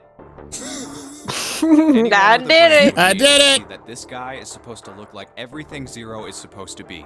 Just like we did. The killer must have known we wouldn't think he was Zero and put the bracelet on him anyway. Do you know why? Why? Like I said, he's mocking us. Too bad, suckers, this isn't Zero. Where's the real me then? See if you can catch me. It's the same bad joke a lot of criminals like. Why is this They'll just important? sit back and watch people run in circles. That's really twisted. But it almost seems kind of childish. Yeah, you're right. It's really childish. It's like it's just a game to whoever this person is. That's what seems funny to me. Junpei bent down next to the corpse. All right, let's get back to the point. Who killed this man? I don't Who know. killed this? Who killed And this? what's this guy's deal? Who is he? How would I know that? If I knew anything, I would have told you. You have no idea who he is. Why would I? Junpei sat back on his haunches and thought. We should check and see if he's got anything on him that might tell us who he is. Give me a hand here, Clover. Huh? We gotta flip him over. Touch How this else are we dead gonna body. search his pockets. Clover didn't move. Okay, fine. Guess I'll do it. Junpei had no choice but to move the body on his Here own. we go. Alright, bitch. He grabbed hold of an area not completely covered in blood and shoved. It took a moment, but eventually Junpei felt the man's bulk begin to shift. Who was in here with us? Isn't Ace here? I think it was. Why isn't he helping me? Just He was as it busy or did, something. Huh? something fell from the man's left wrist. Oh, Hey. wow. It's the... Well, yeah, it comes off when he die. The bracelet with the zero on the face. We know. Oh, God. Junpei stared at the This bracelet. man... He's dead, isn't he? Well, yeah! What made you come to that conclusion? He thought he was still alive? His eyes were completely white! He's just unconscious. He's sleeping. No, it's He just- sleeped in I- space I guess I didn't marinara really think about it sauce! until right now. Oh, I guess it didn't sink If his in or bracelet's whatever. off, that means he's dead. Well, it's pretty obvious that he's dead. You don't really need to look at his bracelet to figure out that he's dead. But Yeah, that makes us certain. I guess you're right. It is pretty obvious. Yes, Junpei. Well, he looks a lot better than the other bodies we've seen, though. Like your brother, you know what I'm saying?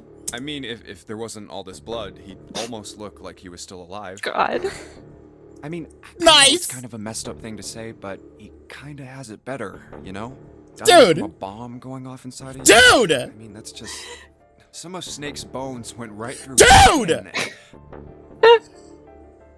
Bro! You can't just mention all this. The explosion must have thrown him against a wall or something. There was a broken bone just sticking out of Stop his left arm. Talking! Dude. And, You dumb cunt! Suddenly, Junpei realized what he was saying. How could he have been so cruel? He clapped his hands over his mouth. But it was already too late. He turned to look at Clover. She was glaring at him furiously. What did you just say? Words sounded cold. He knew an apology could hardly atone for what he'd done, but he tried anyway. oh man, I am so sorry. I shouldn't have said that. I really don't know what I was thinking. I mean... No, that's not what I'm talking about. What did you say about his arm? Oh. Yeah, arm? we saw. yes, a his bit of left this. arm.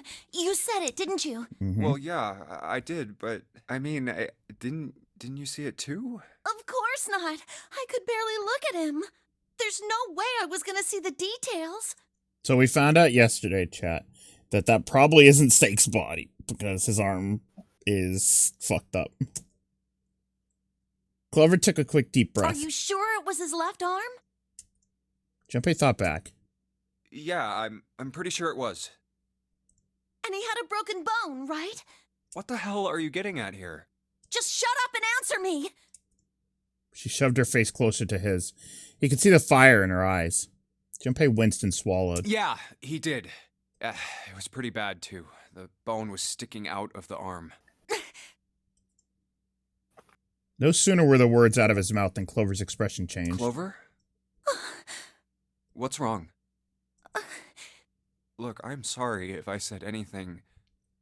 Suddenly, she was crying. Junpei wasn't sure what to do. Thank you. It was close to the last thing he expected to hear. Huh? What are you... Junpei had no idea what just happened. He didn't think he'd done anything worthy of thanks, and he couldn't understand why she would have chosen that moment to begin crying. So he simply stood there, confused. Thank you so much, Junpei. She thanked him again, and then something even stranger happened. Haku. Haku. Clover threw herself into Junpei's surprised arms. Hey, what's going on with you? I'm sorry, it's just... I'm so happy! Never heard this track. Why? The body in the shower room, it isn't his! It isn't my brother! Huh? It's not Snake! Why on earth would you think that? Because his left arm is... She stopped I'm herself. sorry. I really shouldn't be talking about this. Junpei decided it would be prudent not to press her for any more information. If she did not wish to tell him, she certainly had a reason for doing so. Perhaps more important, however, if Clover was so certain, then she was likely right. That meant that the body in the shower room wasn't Snake. No! That is not Solid Snake! It wasn't much, but that knowledge lifted some of the weight from Junpei's heart. But... he's still alive. well, we don't know that. So We don't know that! Tears shone in her eyes. His tears melted Junpei's heart. She cried. She had pushed herself up against his chest like a child. Junpei put his arms around her and held her tight. I'm so glad. Huh? Junpei, you were right. Huh? Girl, No he's matter still what missing. happens, you can never lose hope.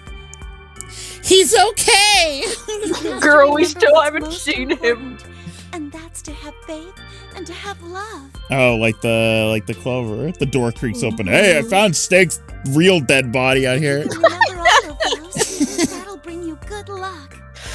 Clover reached into her pocket and pulled something out. That's... It was a laminated bookmark with a 4-leaf clover. I only made it here because you gave me this. I was suspicious of everybody. I was angry and miserable. I was thinking about grabbing an axe. But because I had this 4-leaf clover, because of what you said to me, Yeah.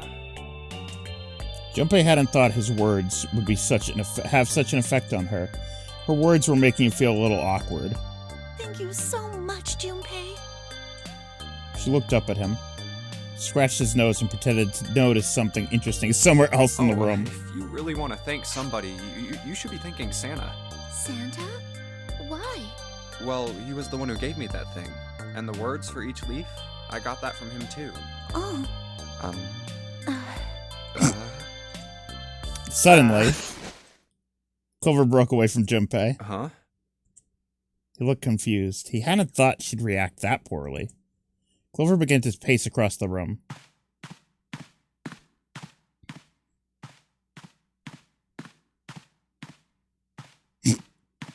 Six steps to the left, 6 steps to the right, another 6 to the left, and then she stopped. Did Santa really tell you those things? Yes. Her eyes were serious, but not angry. Yeah, he did. Did I say something wrong? Oh no, Nope. not at all. In fact, this could be really good news. I think. You think? Santa knew about the words and the clover. The only people who should know about that are the other subjects. Oh boy. Subjects. Oh boy. The other people who were in the experiment 9 years ago, with my brother and me. But he's blind. And I was part of the Nevada test group. So neither of us would be able to recognize the faces of the people who were on this boat. Sure, Carrick. Whoa. Yeah. Okay, time out. Junpei held up his hands. He took a deep breath and let it out. Let's just calm down for a second, okay? Let's see. What the Come fuck on. is this? Come on. Come on. Don't start at the end and then jump to the middle. You gotta start with 1 and then move to 2 and 3 and 4 and so on. If you don't tell me stuff in the right order, I'm never gonna be able to figure it out. Okay, here's what happened. All of a sudden, Ace enters the room. Hey, guys, what's going on in here? Okay. Clover nodded. All right, let's start with this experiment. What happened on this boat 9 years ago? Do you know about morphogenetic fields? Oh, you made that. Morphogenetic Oh. fields. Also, yes, Groonpay. We've heard about morphogenetic fields, girl. Yeah, I know about morphogenetic fields. He did, and the realization sent chills down Junpei's spine. All right, how about this? Ah!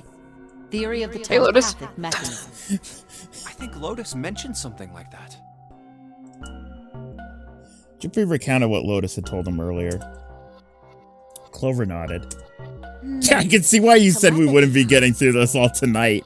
Jesus Christ, we're not even done the first one. Well, that's not Mhm. really it, but I suppose it's similar. So they were testing telepathy on this ship? Yeah, I guess so. So, what exactly did they have you guys do? The same thing that we're doing now. Exactly the same thing. What? The Nonary game. 9 people were put on this boat, and 9 others were put in the building in Nevada, and the game started. Junpei grabbed the sides of his head. Look, I'm sorry, but I don't get it. What do the Nonary game and some telepathy experiment have to do with each other? Am I missing something here? Clover bit her lip.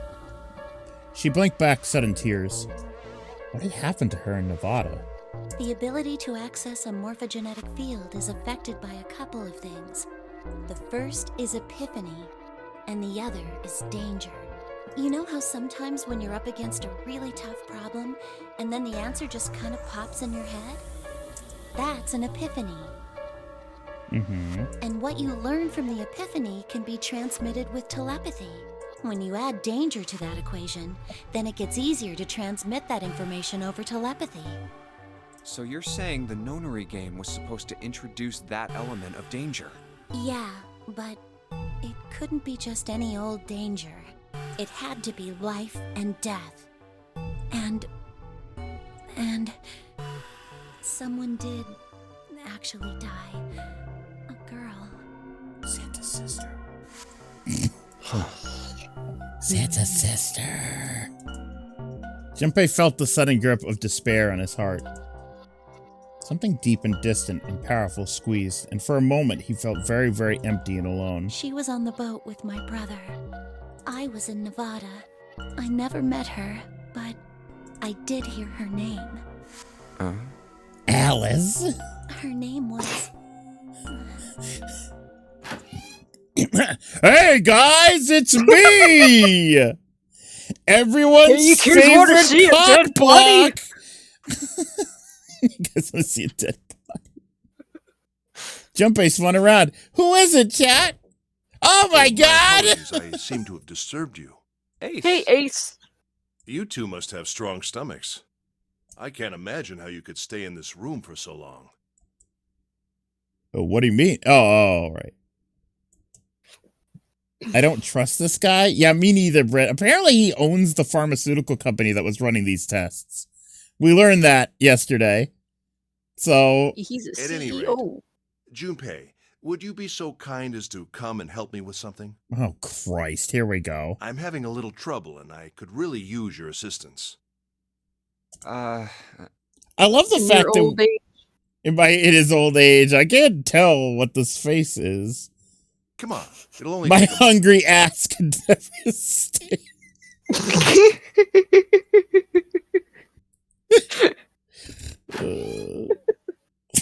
What's that? He turned around and whined back. Whoever waited until he was out of sight, then spoke in a small, quiet voice. I don't want Ace to hear us. We can talk about this later. Of course. Just say a name. Just say the name. Just say the name. Clover. Huh? Hey, wait. Whisper the name. He can't hear us. Clover ignored him. Junpei could hear Ace calling, "Hey, Junpei, Junpei!" what are you doing in there? Hurry up. Come on, Junpei. I just It realized starts with an F-ing. we didn't even tell Britt. But when on BRB, Britt doesn't even know that that's Richard Epcar. Oh, I thought I wasn't sure if it was here like earlier when we did mention that in one of the earlier streams. Oh no, Britt's never seen us play this. Britt said that at the beginning of the stream. Yeah. Why is Britt here? Britt doesn't give a shit about this. Britt just guess wants that's to watch fair, my but- stream for the first time in like a week. No, that's fair. It's like the end of the game. Yeah, I know, right? Alright, that's that. Okay. Well, Woo! here we go. Oh, we're gonna do it. We are so fucking close.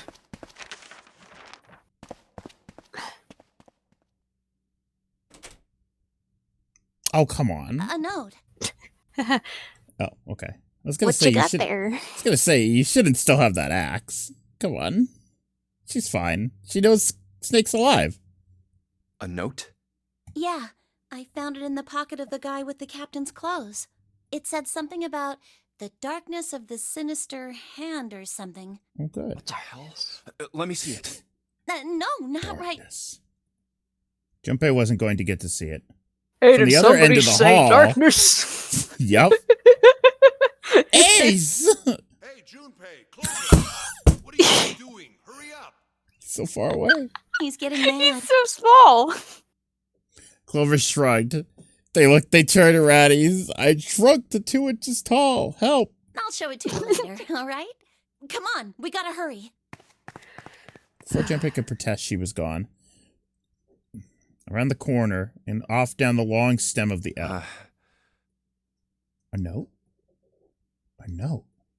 Junpei was curious, but there was something else that bothered From him. the look of that pocket, it doesn't particularly look like just a note. Jeez, what are you thinking? For crying out loud. Junpei did his best to convince himself that it would make sense later and ran off after Clover. Junpei, I turned myself into a pickle! No. Junpei pushed through the door and found himself in a large room with a large set of Big stairs. Stairs. Huh.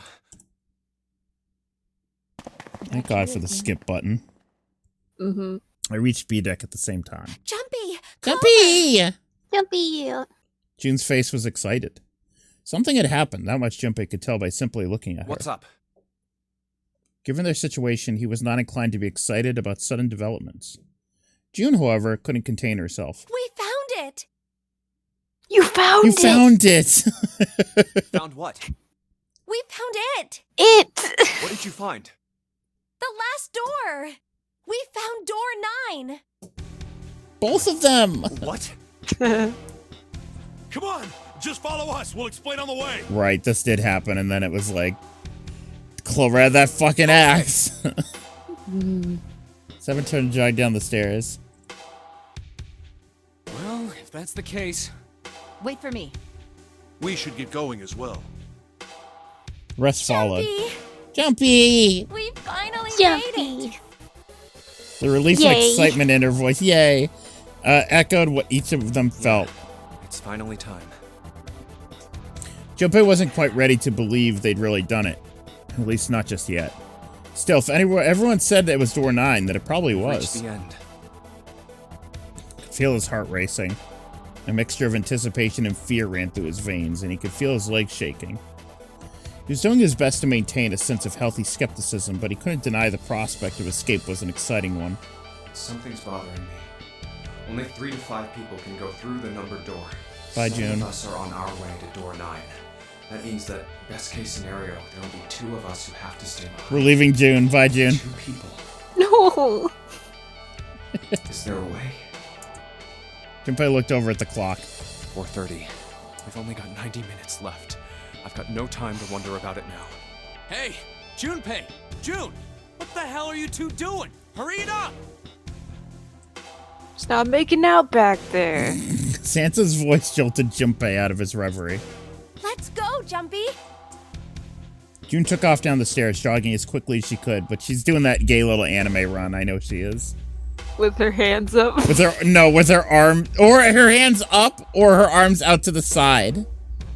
Oh. You know the one? Yeah. Yeah. The girl run. Yeah, the girl run, exactly. See. That just made me think of, well, because since I saw Wayne play Kingdom Hearts 2 his VOD, that scene where Kairi and Nonary are running down the stairs and they're doing the girl run. Yeah, that one. Yeah, that run, exactly. As a group, they piled onto the elevator and rode impatiently down to the E-deck. Hi, Nova. Hey, Nova. It looked familiar. There was a metal grate between two elevators. Seven grabbed hold of it and began to talk. I know I told you I'd explain it earlier, but honestly, there ain't much to explain. After we split off from you guys, the four of us got into the elevator on the left, and that took us to the other side of the grate. After that, we headed down another hallway. It took us toward the bow, I love this song. eventually to the number 6 that you two found earlier. We opened it and kept going. There was another locked door behind it, like usual, but this time we had to complete 2 different areas before we could unlock it. Yes, I remember. Once we were through that door, A boiler room and a cargo room, I remember. went the other direction, toward the stern. So, on your way, you found the elevator. June would not hurt tongue run. It's so true. That's right. So, in other words, you kinda did a lap, huh? Hi, Britt. You came from that side to Britt. this side. I completely blinded this because you've never fucking watched us play this before. Yeah, we never told you, but Ace, the big guy, the he's big guy, the voiced by CEO. Richard Epcar. It's Richard Epcar. It's Jigen. I completely forgot to mention that. At first I was gonna say, like, why are you suspecting Jigen? But you didn't even know. Yeah. With that settled, Junpei looked around. So, where's the number 9 door? Over here. Follow me. Yeah, the other big guy. Yeah, the CEO one. Junpei and the others broke into a jog to keep up with him. By the way, They had been walking for a while. June, in silence, stepped with Junpei when she spoke. you know, it's because of Santa that we're all here right now. Huh? That all 7 of us are going Ho, to door ho, 9. ho. What? You don't get it? Junpei's like Santa, Santa Claus? 7, and Lotus. What's their digital root? 3, 7, and 8, 18. 1 plus 8 equals 9. 9. It's 9. That's right. They could have just left me behind and kept Don't going. remind them! But they didn't. Yes, because Santa wouldn't let them. He said, we can't leave June and the others behind. That's why we went looking for you guys. And then you got on the elevator and went back. So to what the you're system saying is that 7 and Lotus were just ready. That's right. Well, I wouldn't have called that one. That Santa would be the one to stick up for you. I mean, A lot of horses in this hallway. Lot Junpei of felt his horses. eyebrows knit as he considered that. Oh, don't get me wrong. Perhaps June had sensed Junpei's concern. I don't mean that 7 and Lotus said they wanted to leave me behind. Oh, okay. We were They just want talking the about it, and oats. Santa objected to it first. is that so? Junpei was about to respond when 7 suddenly stopped. We're here. In front of them stood a door. So, is this... Yeah. Junpei couldn't see 7's face, but he could see him There's nod. no other place for us to go. Nope. Just look around. There's a big old iron wall at the end of the hallway. The other hallways on It's left the and right are wall, blocked by metal brother! grates. I see. It looked as though 7 was right. The door in front of them was their only choice. All right, let's get moving. Pulled open the door and walked in. Junpei took a deep breath and followed. Here we are again. It appeared they'd be telling the truth. No way. Yes way. The first thing Junpei saw as he entered the room was the number 9. Like all the others, it was a rough thing made of red paint. The door decorated itself on the back of the wall, blah, blah, blah, blah, blah, blah. I can't skip this. No. Junpei ran up to it. The 9 door. It was a large double door with a powerful styling. Something about it was almost majestic, and it made the red paint look especially We're garish. finally here. Junpei grabbed the handle and shook. Didn't budge, but then he hadn't expected it to. The red was bolted to the wall next to the door. Display read No vacant. doubt about it. This is door 9. This is it, Luigi. This is it, Luigi. Oh, finally! This is the last. Junpei felt a flood of emotion wash over him. He felt a chill down his back and his chest tightened as his blood began to boil. There was a moment of complete silence. Look behind you. I hope there isn't a second door. What? That would be crazy. That would be fucking insane if there was a second door that said Why? 9 on it. A door and a 9. But why would that be? Oh my god!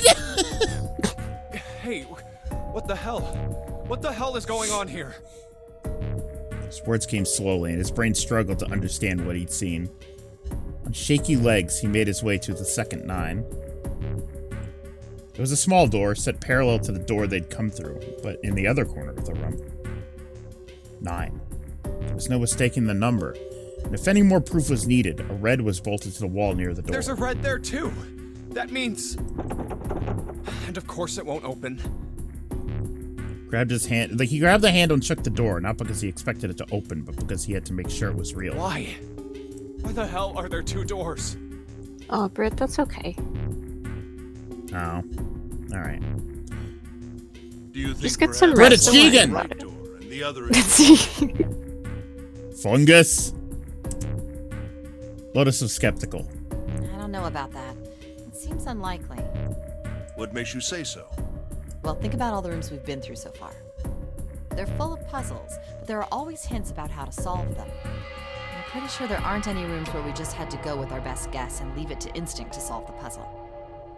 Do you really think that at the very end of the game, Zero's going to suddenly throw in something that depends entirely on luck? Well, maybe we'll have, maybe we'll play, buckshot roulette with Cassie then, or something. Oh. Or if it's you, me, and Cassie, we could play more Who's Lila. I was thinking that, Then yeah. you're saying there's some sort of hint in this room. No, I don't think there's a hint anywhere in here. I searched it very well when I was in here before. Yeah, we'll wait till you're around to play buckshot, Britt. I got it for Cassie for like $2. I didn't find anything that might have been a hint, though. Well, Yeah. Oh, sorry. both Sorry, of these Ace. Are the right Well. door. I mean, if you think about it, Zero never actually said there was only one door. Oh, everyone remembers this, huh? It's hidden. But an exit can't be from Everyone but Junpei. Junpei began to mutter to So if there are himself. 2 number 9 doors, if we split it up right, That's not gonna work. Junpei blinked and looked up at Clover. She held out her You've got a hand. notebook and a pen, right? Can I borrow them? yeah, here. She's Slightly got a number. confused. Uh-oh. He pulled them out and handed them to her. Squeaky ass Look pen. at this. Clover opened the notebook to a blank page and set it down on the desk. Everyone else gathered around her and watched as she wrote down a series of numbers. You get it? Idiot! The numbers on the top are all the combinations with digital roots of 9. The numbers on the bottom are the people who don't fit. There's only 8 possibilities if we split up into 2 groups of 3 or 4 people. So... If 3 people go through the door, then 4 are left behind. She draws the cool S. Yeah. Check this out. Do you see it? If 4 go Look through, closer. then 3 are left behind. Right? yeah. It's almost like, since all of them add up to 16, it's almost like you need You need someone. +2. Oh my god. Snake. If only he were in this room with us right now, all of us sitting here. Cabana's coffin! No way. Meh. Let's all groan together. The room went very quiet. Silence lay across everyone like a thick, heavy blanket. No one spoke. Their faces were blank. Come to think of it,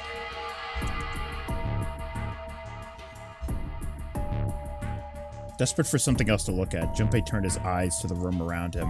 Oh, I just remembered. Before... When I streamed with Cassie on Wednesday, Cassie said I should be there on Friday. Because of Nils' birthday. But, I mean, she was talking in the voice chat earlier, so I'm assuming she'll be around. I'm assuming. Sorry, I was just checking the Discord. what is this room? The walls were covered with green slime. The wavering flame made the shadows of Junpei and his companions look as though they were dancing. No, wait, they always do that. Mm-hmm. 2 rows of wooden pews filled most of the It room. looks like it's set up for some kind of ceremony. God, he's never seen a church before in his life. What kind? Between them was a strip of red rich carpet. Red rich carpet? Is that what I said? Oh, God. The carpet ran straight through the room, ending at the door that pointed to the stern of the boat. The other end of the carpet. Is that an altar? It was a recessed space hidden into the... Where do you heard all this? A coffin! A coffin! A coffin! A coffin! Coffin? Uh-oh. Maria! No. Maria. Possibly be. Thank you, Rolf! Yes! It's exactly what I... Yep. If it wasn't, whose body occupied it? There was this... That was as far as Junpei wanted to pursue that line of thought. Decided not to think about the coffin for the time being. Yeah, it was like government cover-up, Maria. At the moment, Seven spoke. There was an edge of humor to his voice, but it was forced. Okay, I give up. I give up. I figured if we sat around here long enough, someone would volunteer. But I guess nobody's got the guts to do it. What are you talking about? Junpei didn't understand, and he wasn't the only one. What? You guys didn't figure it out yet? Fine. Let me enlighten you. Clover was mostly right with her little explanation earlier, but she missed something. She wasn't really wrong. She just... screw it. Let me just write it out. Anybody got a pen and paper? Seven snatched up the notebook and began to write in it. Everyone else clustered around him, desperate for a look. If you're trying to leave with a group of 3 and a group of 4 and get everybody out, Clover's right. But there's another way. Only one combination, though. If you split us up into groups of 3, 3, and 1, you can make this combination. Wait, this means... Don't get me wrong, I'm not trying to copy Ace or anything like that. Even if he hadn't been the hero back in the big hospital room, I'd still be saying the same thing. The same thing? Are you saying? Yeah, I am. I'll stay behind. Oh, shit. Seven. Why are you acting so heroic all of a sudden? Are you some kind of idiot? Are you stupid or something? Lotus was the first to speak. That in itself was a little strange. She'd reacted much differently when Ace had volunteered. No, I am completely against this. I'll be goddamned if I'm gonna have to owe you for getting out of here. The rest of them began to speak all at once. I'm against it too. I didn't want to leave Ace behind, and I don't want to leave you either. I don't like that idea. There's gotta be other options. I disagree as well. I can't say I care much for you being the hero. Finally, they quieted down. Junpei looked at Seven. Well, there you go, Seven. Proposal denied. But he's so cool, though! Clover's right. There's gotta be a better way than this. Seven made some noise that was somewhere between a derisive snort and cough. Doesn't make any sense. He was doing his best to Seven? pretend they were making a foolish decision, but Junpei could see the twinkling of water at the corners of Seven's eyes. That was when Santa spoke. Whoa, hold on a minute. I say we I leave haven't him. said anything Yeah. Santa's like, fuck him. Until then, Junpei hadn't realized that Santa had stayed quiet for the whole discussion of Seven's fate. Yeah, I forgot you existed for a bit. The fuck? Something in his voice made Junpei uncomfortable. Are you I don't trust him. agreeing? You want to leave him here? He's just a little emo boy. Santa shook his head. Nah, I'm against it. I don't want to leave Seven here alone. Then I don't see how it matters.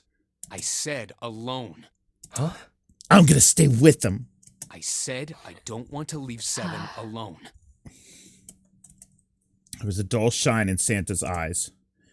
They were cold and hard. Junpei felt himself shiver. What the hell are you? What? You don't get it? I can't leave just one person. I need 2 more. 3 people, including Seven. I'll be leaving behind 3 people. That's my proposal. No, those are my orders. What do you mean, orders? What is he talking about? What the hell makes you think you can order us around? Who the hell's gonna listen to you? You all will. In 3 seconds, you won't have a choice. What?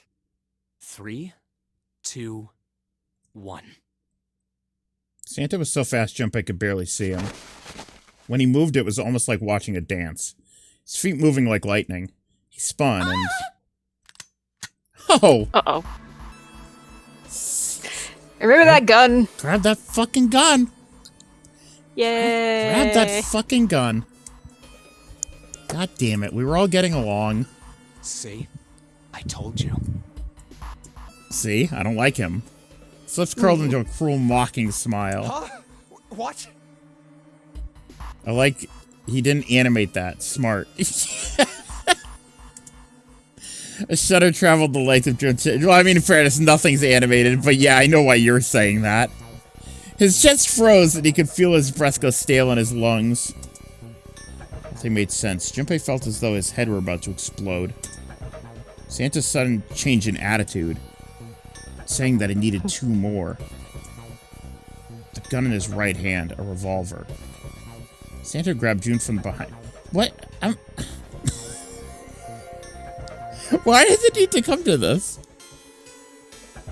Like, could you have just... Would it have been better if he just shot 7?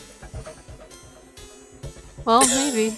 Yeah, and then they could all left. I mean, they wouldn't have been happy about it, but... Why? What the hell is that? It's a gun! Where on earth had Santa possibly found a gun? Oh, this isn't the one where we found the gun. Junpei's questions roared in his mind, but his mouth refused to ask them. Seven spoke, almost as though he had sensed Junpei's confusion. The gun's from the other room. What room? One of the rooms behind door 6. I should have known he was gonna do this. I should have taken the gun. Nat's getting one of those picture-in-picture ads, and the ad sound is playing over the video. Love when that happens. Well, it's too late now, fat ass. Wow. Damn. A mixture of fury and frustration twisted in Seven's face, and he glared at Santa. Santa, for his part, didn't so much as flinch. The corner of his lip twitched into a slightly wider smile.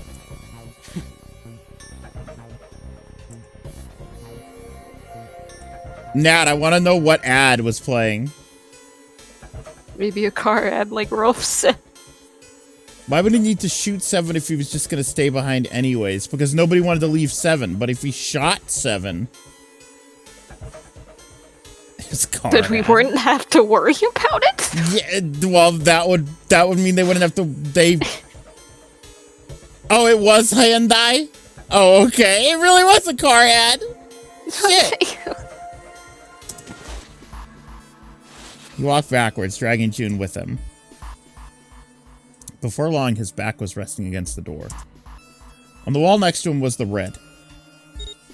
Put his hand on the scanner panel quickly, and then forced June to do the same. The fields, Rolf. Now, time for you to start following my orders. Ace, Lotus, congratulations. I've chosen you to come with me. What about Jumpy? Put your hands in the red. Screw Jumpy. That was what Santa had meant when he said he needed 2 more. Hey, you deaf? I gave you an order. Santa's eyes narrowed to slits. He glared at Ace and Lotus. They stayed frozen, like deer caught in the headlights of an oncoming car. Right. Fine. I didn't want to waste any bullets, but you guys just don't get it. No sooner were the words out of Santa's mouth than his hand twitched. Wow. And the gun roared. Ew. A section of the floor exploded, scattering wooden splinters across the floor. Then a plume of smoke snaked out of the hole in the floor. There could be no doubt that the gun was Snaked, you real. say? Oh, snaked, and then he comes out of the hole and he's like, I was alive. You really shot it? But He why? just comes out of there like, Santa. dude, What? you, that was so close to hitting me. I've been in the floors Watch the where whole you're time. aiming. I've been under the floorboards like Harrison Ford. Clover's voice spoke of betrayal and disbelief. Santa, I thought you were one of us. I thought we were friends. What? You knew about the leaf words and the four-leaf clover. Santa's cheek twitched, almost imperceptibly. What the hell is that shit? I've got no idea. You're lying. Shut up. Just shut up, you stupid bitch! You put a bullet in your fucking head? Oh my god. Flecks of spit flew from Santa's mouth, his face twisted with rage. Clover recoiled, her eyes wide. When she spoke, her voice was very small. Santa. He snorted and shook his head vigorously and turned to face Ace and Lotus. Alright, assholes. What are you still standing there for? Get over here and scan those bracelets. I don't have all day. Oh, what's the matter? Your hearing starting to go? Going senile, maybe? You only have 3 minutes left in the Somnium! Ace and Lotus still didn't move. Come on. Was a Sean Chiplock joke? I know. It almost seemed as if they couldn't move. June's face was pale behind Santa's arm. Her eyes were wild, and her chest heaved with every quick breath, like an animal cornered by a predator. The predator. Junpei's mind worked furiously. What were they going to do? And he realized something. There was nothing they needed to do. There was nothing to debate. That's it. June's safety was the first priority. That much was obvious. Alien! Doing as Santa had commanded meant that she would be safe from at least 2 threats. Alien!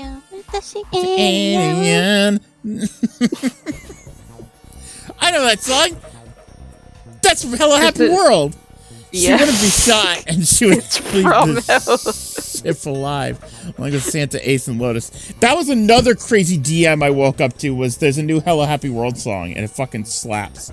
It's like a tropical themed song, and it kind of reminds me of the Tropical Rouge opening. Oh yeah? Yeah. There was only one thing for Junpei to do. It's the only way. Turn to Ace and Lotus. Please, go. Huh? No way. Nove. Jumpy, what are you saying? If you stay here, you're going to be stuck, Jumpy. And so will Clover and Seven. I know. But you don't need to worry about us. We'll figure something out. Right, Seven? Right. You just leave it to us. It's gonna piss me off to do what Santa says, but... Don't worry about me either. There's still something I have to take care of. No, no, you can't! Ace, Lotus, don't come over! Don't worry about me, please! June was almost crying. Junpei walked around behind Ace and Lotus.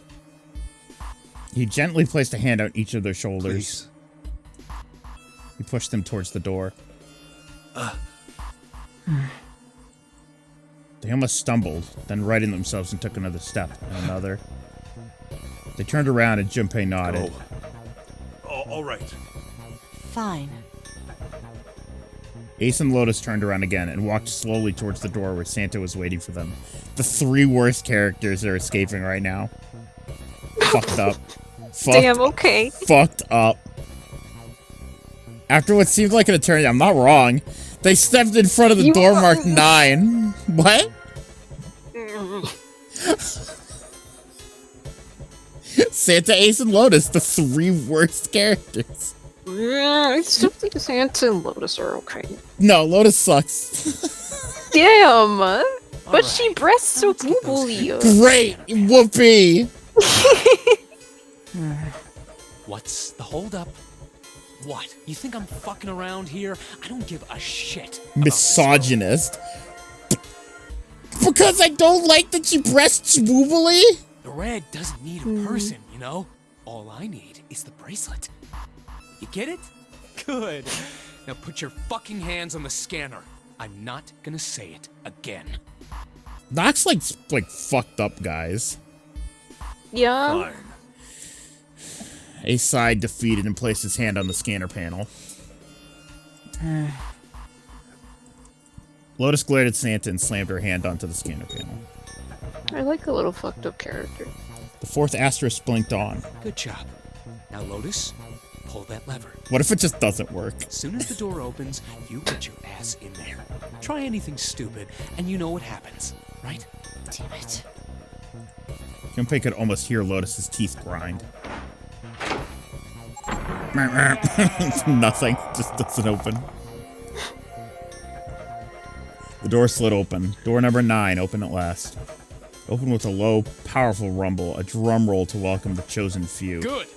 Go. Good! Lotus and Ace walked through the door, their eyes furious but defeated. Santa waited until they were all the way inside, then hauled himself and June across the threshold as well. 6, 7, 8. Later.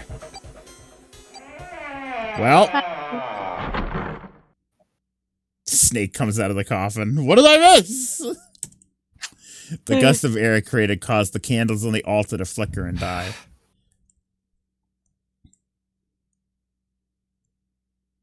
The room fell silent. Junpei, Clover, and Seven had been left behind. Clover looked down at her hand and traced with her finger the faint blue veins that crisscrossed them. Seven shoved his arms into the front of his overalls and scratched his stomach. No one spoke.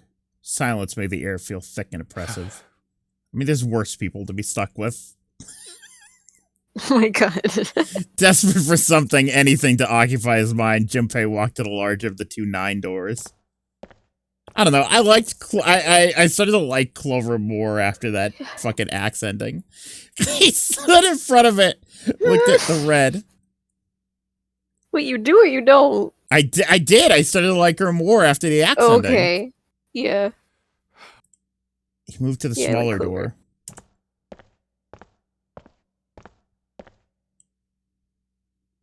The bread vacant. Vacant.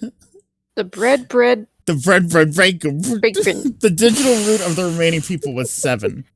5 plus 4 plus 7, 16. 1 plus 6 equals 7. There's no possible way for them to open a door with 9 on it. Junpei touched the surface of the door. June. He thought about June, about Akane Kurashiki. Was she safe? That was all that mattered to him. She was alive. She had escaped the horrible boat. That was what Junpei prayed for. Seven came up next to him, pulled off his hat, scratched his head and sighed. So, what do you want to do, Junpei? What do you mean, what do I want to do? What can we do? Seven opened his mouth to respond when...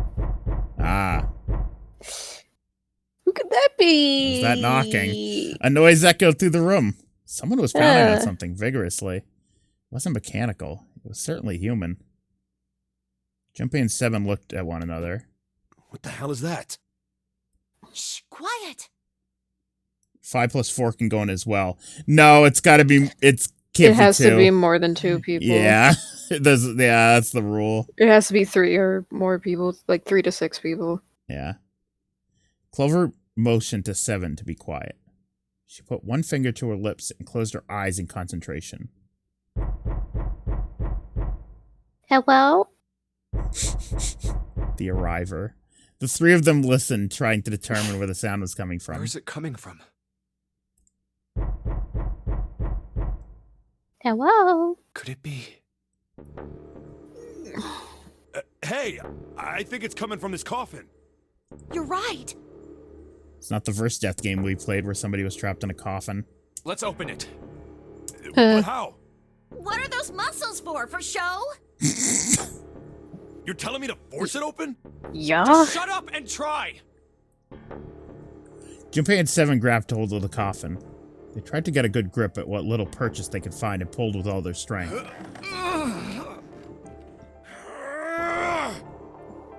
Damn it! It won't even budge. There's some sort of keypad attached to the coffin. I hope he rises like Dracula. Its purpose would not have been difficult to determine. Their eyes were almost immediately drawn to it. Where's that axe? I know, it'd be great if Clover had that axe right about now. Not another one? Yeah, looks like it. We can't backtrack now. There's not enough of us. Do you think we have to put in the right password or it won't open? I think so. Well, we have nothing but time. Start brute forcing it. In fact, it was getting louder. Whoever or whatever's inside this thing wants out. And now. I know that. But how? Without a passcode, I don't think there's much we can do. I couldn't even tell how many numbers the passcode needed to be. Isn't there a hint somewhere? Well, let's look for one. Seek a way out. Unfortunately, there didn't seem to be anything near the coffin. Clover ran to examine the pews, and Seven investigated the desk, but they turned up nothing. There's nothing here. Not making this easy, are they? Try 999. That's an idea. You know, there's 3 9s. I'm surprised there's not 3 9 doors. There's only 2. Right. Wasn't a noise that belonged in that room.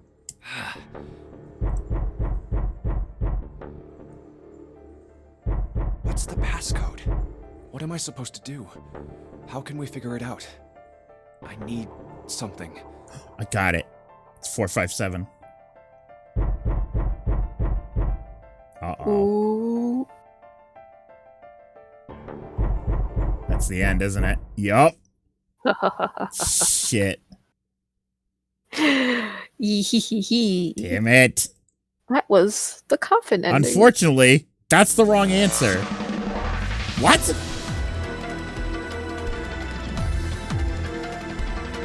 What? Oh boy. What is this? It's just like a, I don't know, funny thing.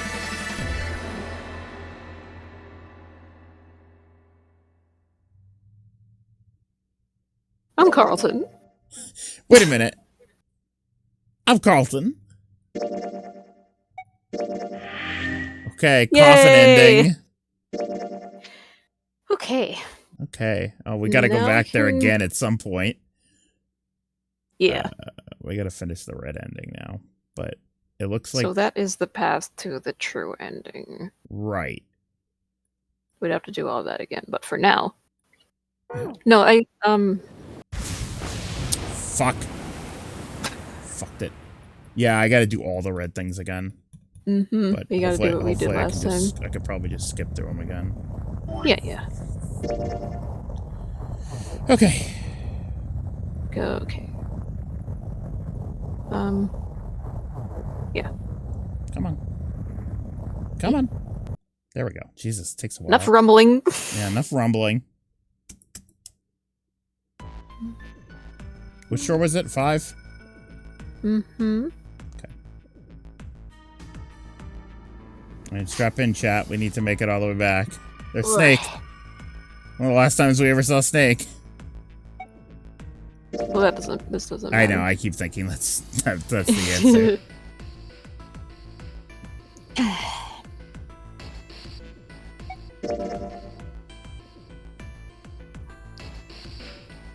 So do that.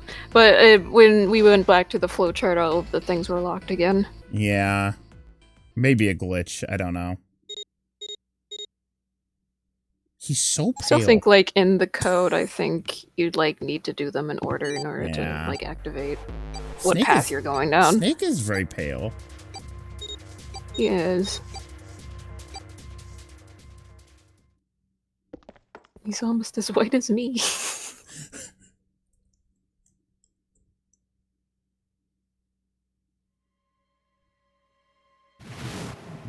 Come on. Bing, bing. Burp, burp, burp. Seek a way out. Seek. Seek. I'm seeking, chat. Oh, we're seeking. Oh, we're seeking, boys. Seek. Does the second game also say seek a way out? Maybe. Okay. All right. I'm wondering if there's any points of you making the emote. Okay. Okay, which door? Then it's 8. 8, okay. Maybe it's just like the middle path, I think.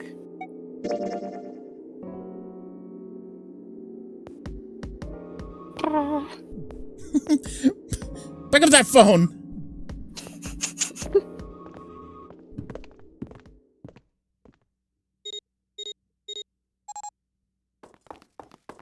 Comes that blurry June. There she goes. Where'd she go? She's so fast. It stopped. Okay. Oh yeah, Hi. now those Okay. two are unlocked. Mm-hmm. You can just go there, probably. Yep. There's this again. Oh, yeah.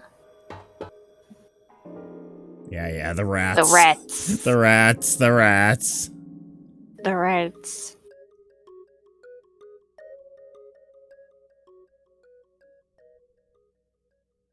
They pray at night, they stalk at night. Yeah, the rats. Oh, here we go. Okay. Yes. Leave no one behind. All right. We saw a bit of this already. Mm-hmm. Yep. Clover's gone. The hospital room again. Looking for Clover. I'm back in the hospital again. Oh my god. Yep. That's when I realized his arm. Mm-hmm. Jumpy. Jumpy. Here we go. Down the hallway they went, searching for Clover in every corner. They had reached the stairs when 7 appeared, breathless and yelling. Junpei! June! Where were you guys? Did you ever see the other conversation with Santa that wasn't about the 2 Santas? I think we did go down that route the other time. There's another conversation where he doesn't talk about the 2 Santas? I don't know what you mean, Juno. He looked pale and his face was drawn. Yeah, of course his face was drawn. It's like video game. Ha ha ha. Doot. Something terrible had happened. Junpei's breath caught in his throat. Did something happen? Seven drew a shaking hand across his face, gulped down a breath of air. Clover is dead. Oh, fuck. I found her in the first-class bathroom. Well.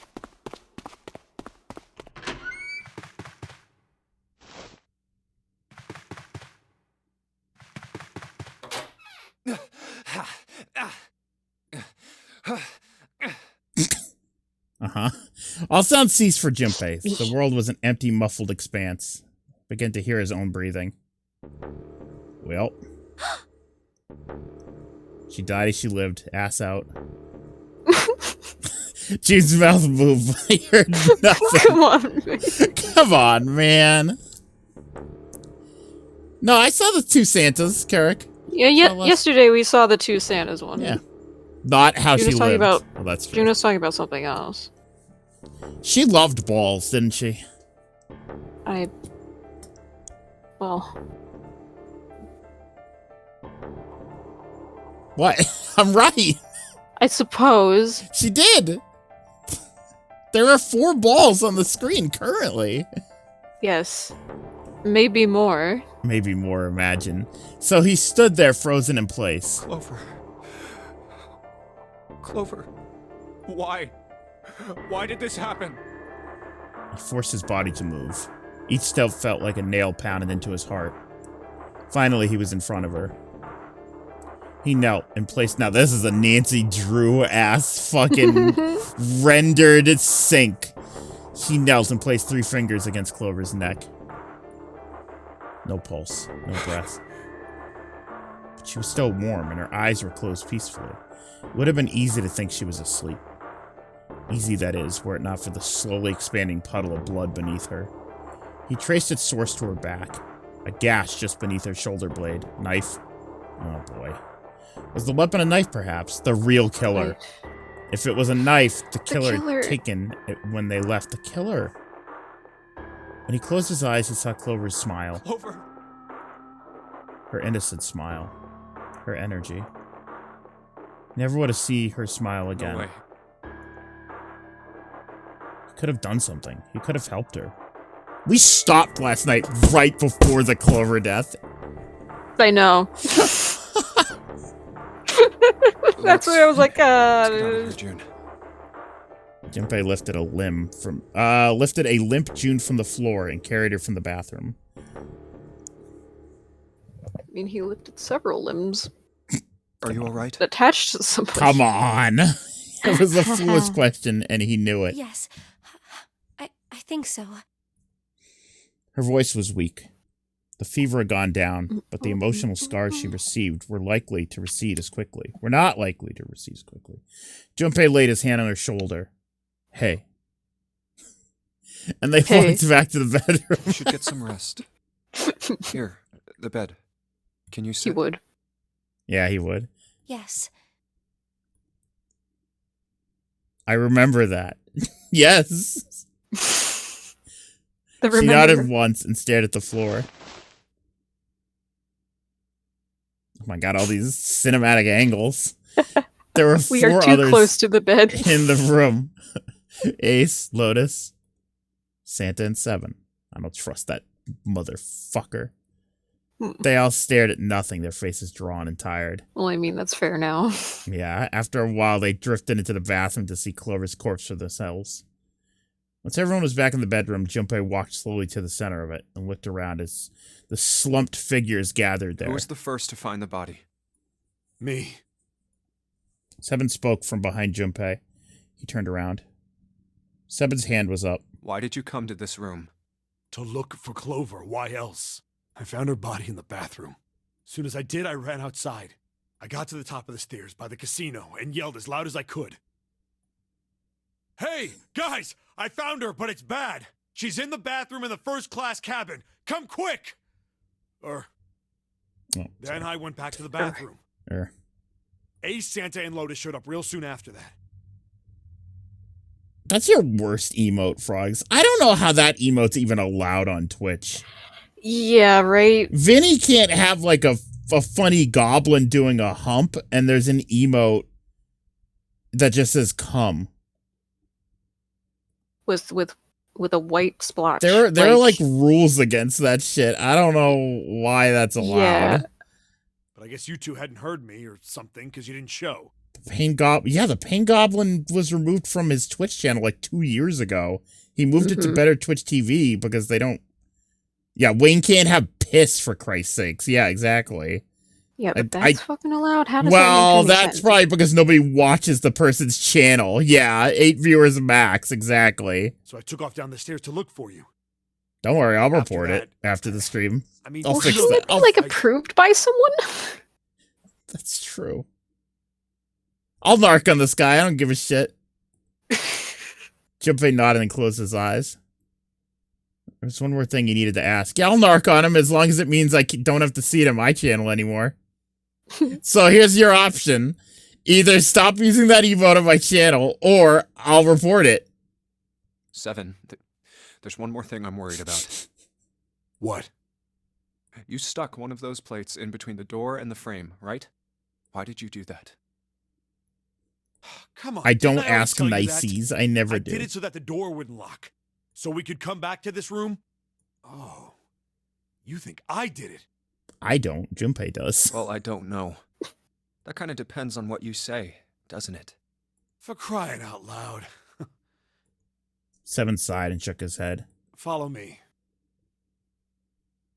Ryan is never niceties. True. There were 2 doors standing next to one another. He opened the one on the right. I was gonna say that fucking safe. Closet? Yeah. Ooh. 7 stepped inside. It's got that code for the coffin. He stood in front of one of the shelves that filled it, gestured toward a small box. The box was a small metal cube. He looked at Junpei. This is the reason. This safe. We couldn't open it when we were getting through this room. I figured there might be something pretty important in it. I couldn't stop thinking about it. Cube. Cube. Where's the Samsung cube? Hold on. Fuck.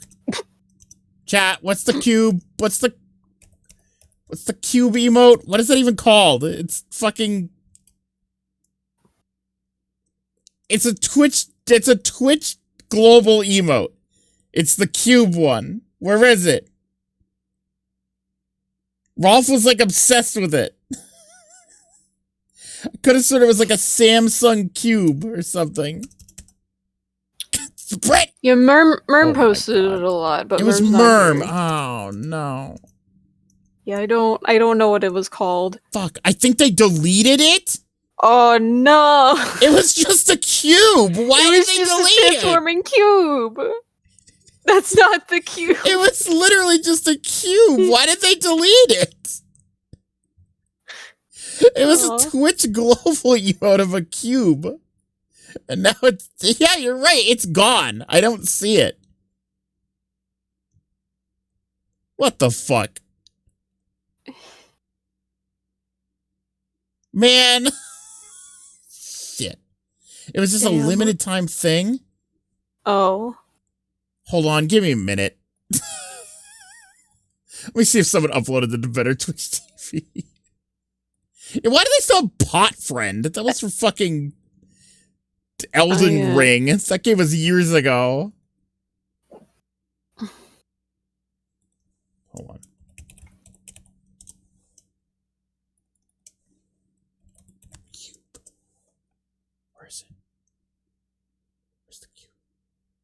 Cube.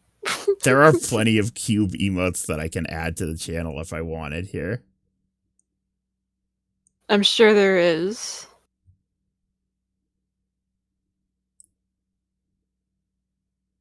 Give me like 30 seconds. All right. Okay. I promise we'll get back to the game.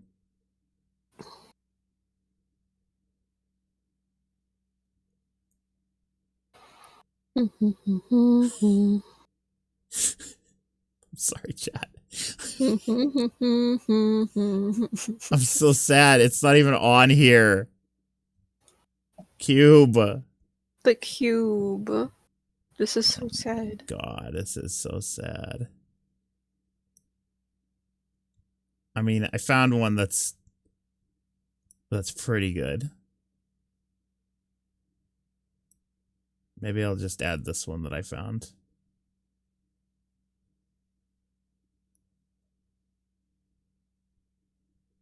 The cube. What is that? Oh, that's Ryan Mofa Black and White. Thanks.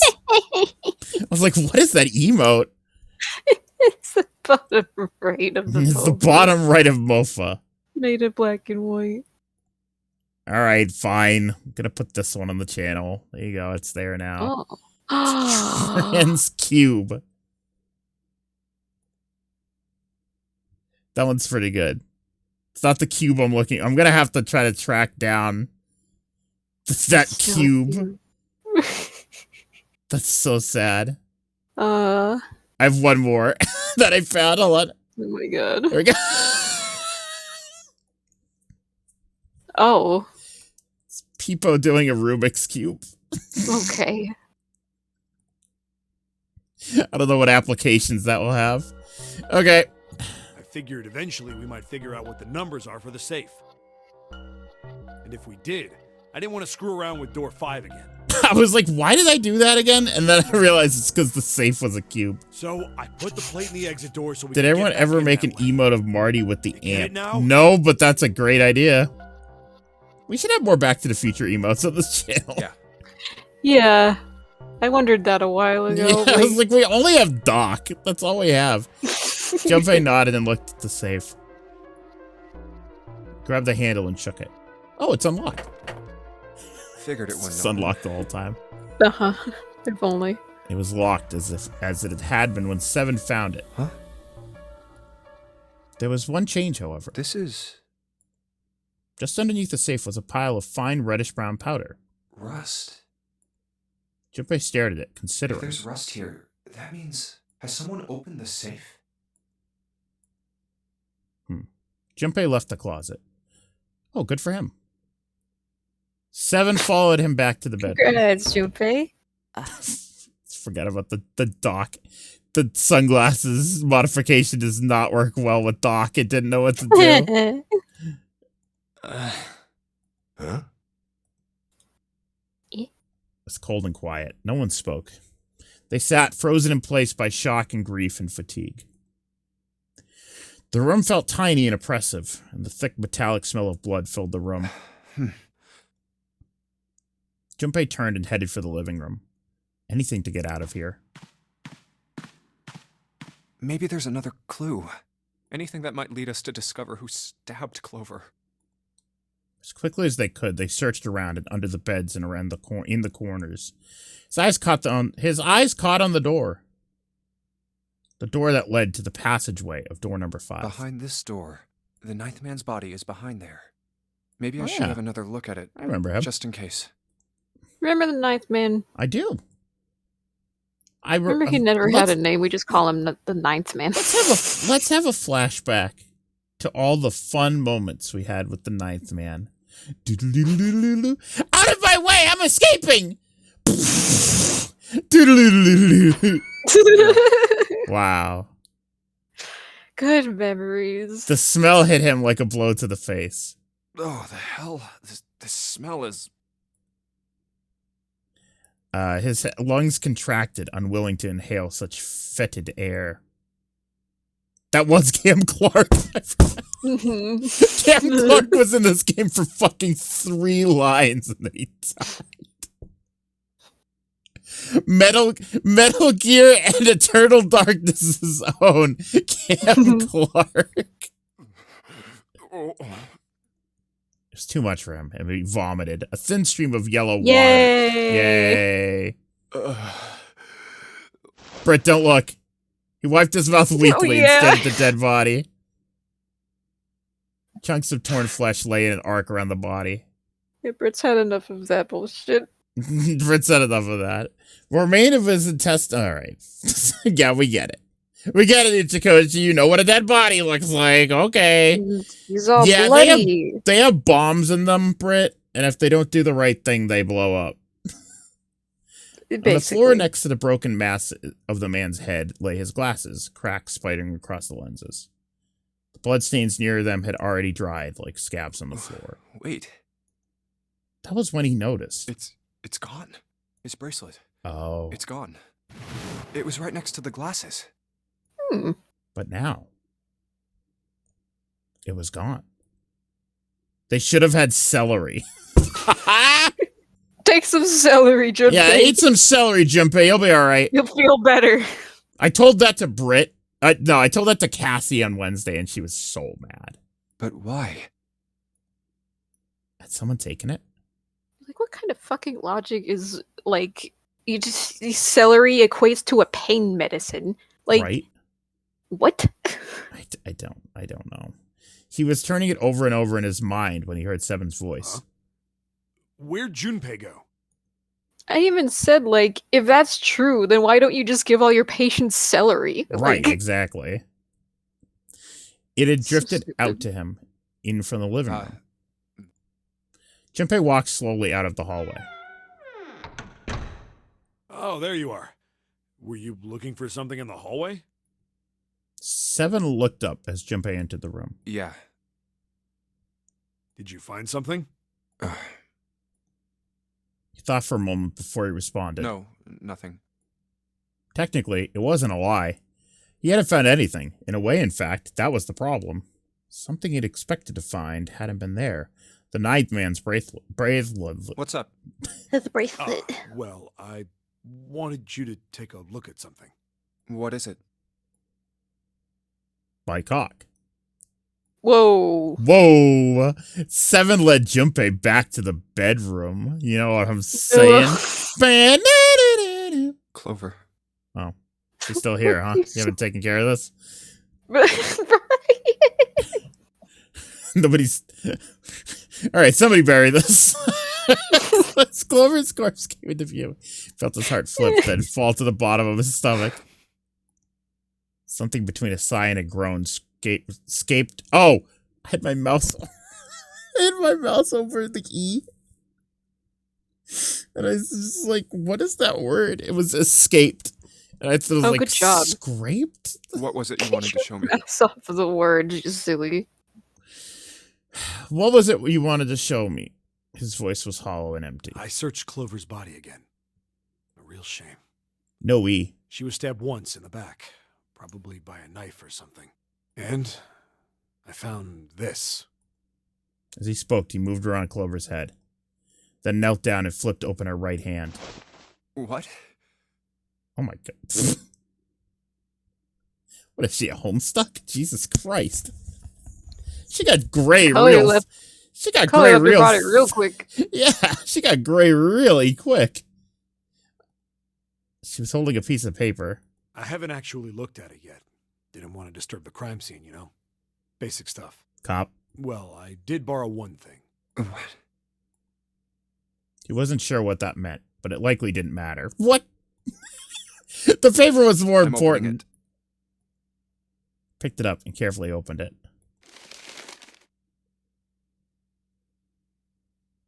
Did I ever tell you, Melly, that was one of the first Homestuck comics I ever saw before I even read the comic. It was a Homestuck comic where, like, Tavros, like, went into the bathroom and wiped off human skin, and he was a troll. I don't know. It was something. It was like a Gamzee and Tavros comic. I have never seen this comic again. But this was the first piece of Homestuck media I saw. It must have been in, like, 2010. So was he, like, passing off as a human or something? It was something like that.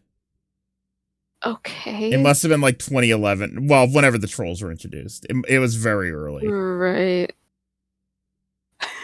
I don't know, man. And I was like...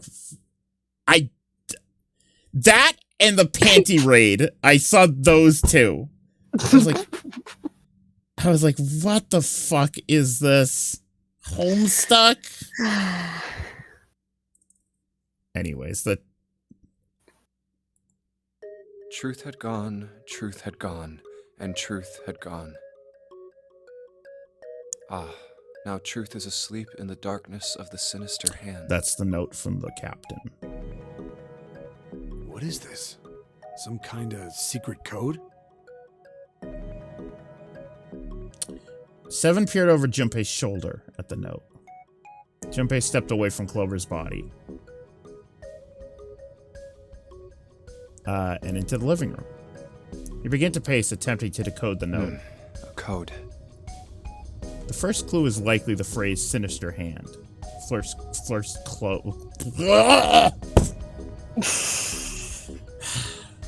me get a drink of water. Let me know if you want me to start reading, because I'm just chilling. Well, I don't know how much longer we're gonna go. Well, I mean, this ending is also kind of long. Yeah, but I want to go to a point where we can finish the rest of the game in one more stream. Mm-hmm. I mean, we can maybe, like, finish this one and then, like... Okay, but how long until we finish this one? From this point,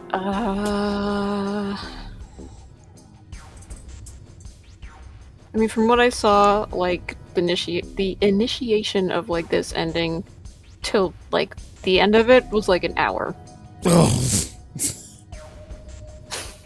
Alright, does this matter? I assume no.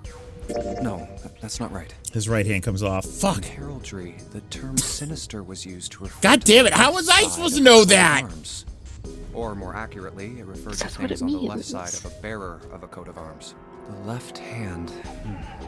The left hand. What does the left hand mean? His left hand comes off? Junpei looked at his own left arm.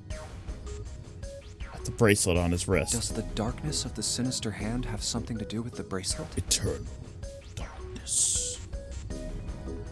Pargon. Uyath. Pargon. Pargon. There's two things sticking out on either side of the face. Red Kamal. The left and right sides of the face. Left and right. Left and right. Right and left. Truth is gone. Truth gone. What? Truth gone. Maybe those two words. Oh, Christ. How about reading the backwards? You know, Trappa.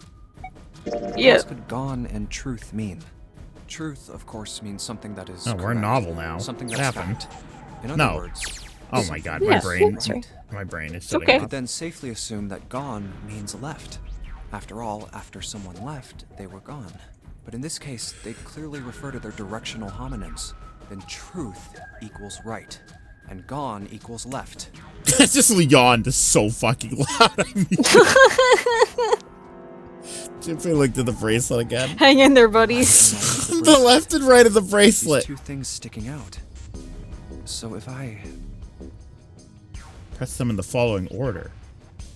Oh my god. What? Ooh. I don't remember. I don't think you need to be right at this one. I think it'll lead you to the right Okay. answer. And then. Huh?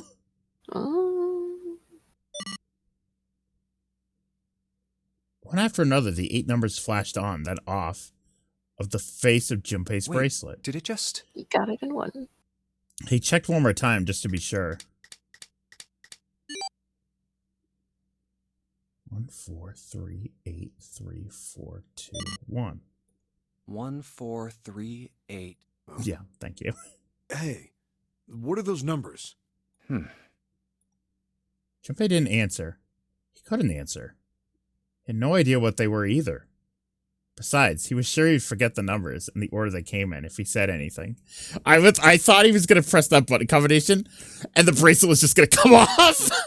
It's like, oh. All of a sudden you hear Zero, he's eating a sandwich. He's like, oh fuck, don't do that. Put it back on. Wait, that's not supposed to. That's you're not supposed to. know that. No. You could hear flipping through the manual. Fuck! Muttering the numbers to himself over and over, Junpei headed towards the bedroom. 1, 4, 3, 8, 3, 4, 2, 1. 1, 4, 3, 8, 3, 4, 2, 1. 1, 4, 3, 8, 3, 4, 2, 1. 1, 4, 3, 8, 3, 4, 2, 1. Before long, he found himself in front of the safe 3, again. 8, 3, 4, 2, 1. Its lock was the only device he could think of that required a sequence of numbers such as the ones he just discovered. Besides, someone had opened the safe at least once already. Had Clover come to the bedroom to open it? Junpei slowly dialed in the numbers the bracelet had given him. 1 to the right. I don't think that's how 4 safes to work. the left. And... Oh,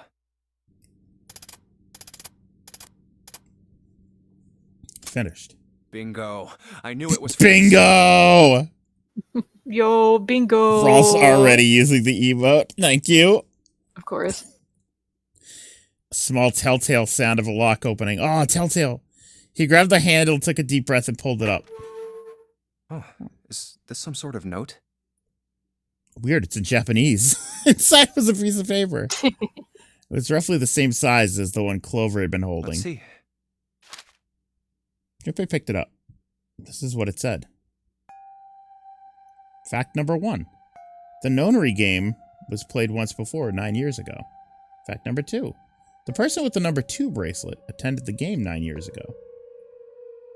Fact number 3. It was planned by the following 4 people. Creative Pharmaceuticals CEO. Oh.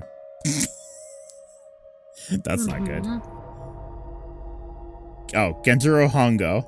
Alright, I guess it wasn't him back then. Cradle Pharmaceuticals chief... Oh, wait, no, wait, we don't know his fucking name. What am I talking about? No, his name's not Ace. My brain! His fucking brain, chat. He was like, oh, that doesn't say Ace. Anyways. Nagisa Nijisaki, Pharmaceuticals R&D Supervisor. Teraraki Kubota, majority shareholder in Cradle Pharmaceuticals. Kagichika Musashido. I must punish them for the innocent lives they sacrificed. This is the only warning they will receive.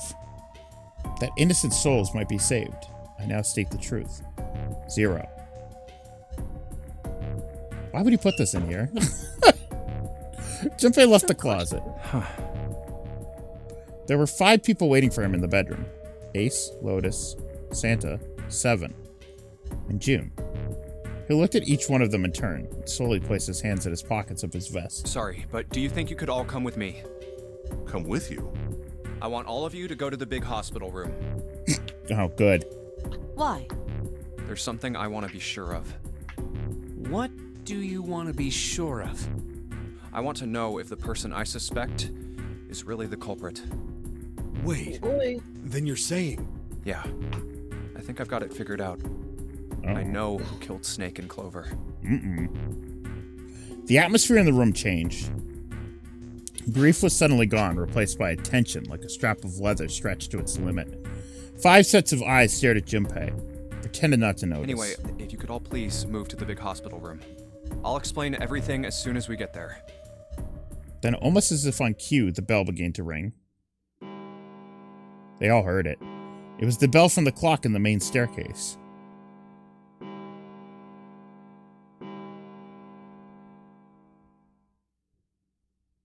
The bell rang 5 times, then ceased. It's 5 o'clock. Somewhere. Thank you. We've only got an hour We left. don't have a lot of time left. I Let's was, go. I was gonna let you do it. Everyone And knows then you didn't, start I would've. drinking at 5 a.m. Mhm. Slowly, one by one, they followed Junpei out of the bedroom.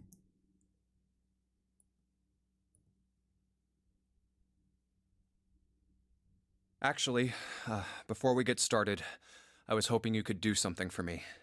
Show me your cock. Come on, man.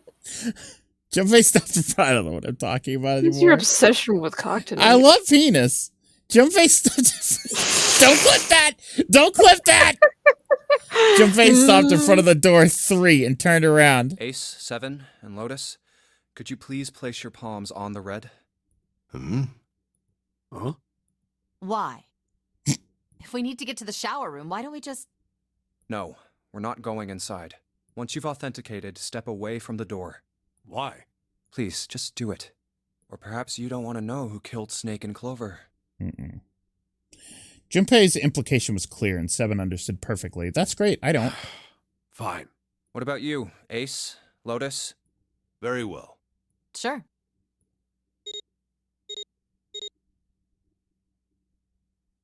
Quickly, they pressed their palms onto the red.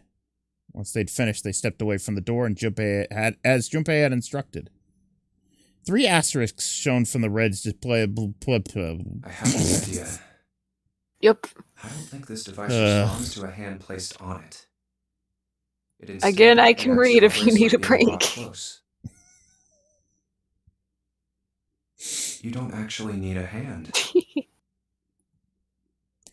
Junpei approached it and held his bracelet over the scanner. He made quite sure he didn't place his palm on it, and instead only brought his bracelet near it. The 4th asterisk appeared. I knew it. Just as Junpei had expected. It was possible to authenticate without placing one's palm on the red. Mm. I'm thinking. The thinker.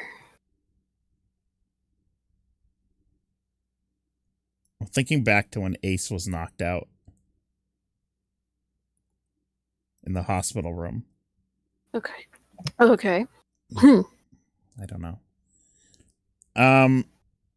Junpei pulled the lever down.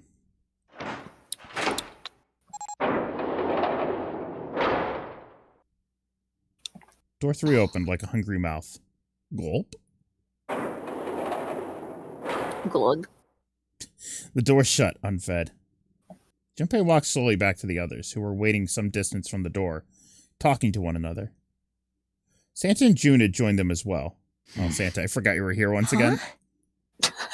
It looked as though they hadn't found a chance to break into the conversation yet. So As Junpei approached, they turned to look at him, curiosity plain on their faces. Before long, the other three did as well. What was that about? How should I know? Clearly, they were all expecting some answers. Thanks. I appreciate your cooperation. Clearly, they'd hoped for something more forthcoming. He continued. By the way, Ace, would you mind if I asked you something? What is it? Do you know who I am? What? What kind of question? Just answer it, please. Who am I? Who am I? What am I? You're Junpei, of course. Who else would you be? Unfortunately, that's the wrong answer. Actually, I'm Santa.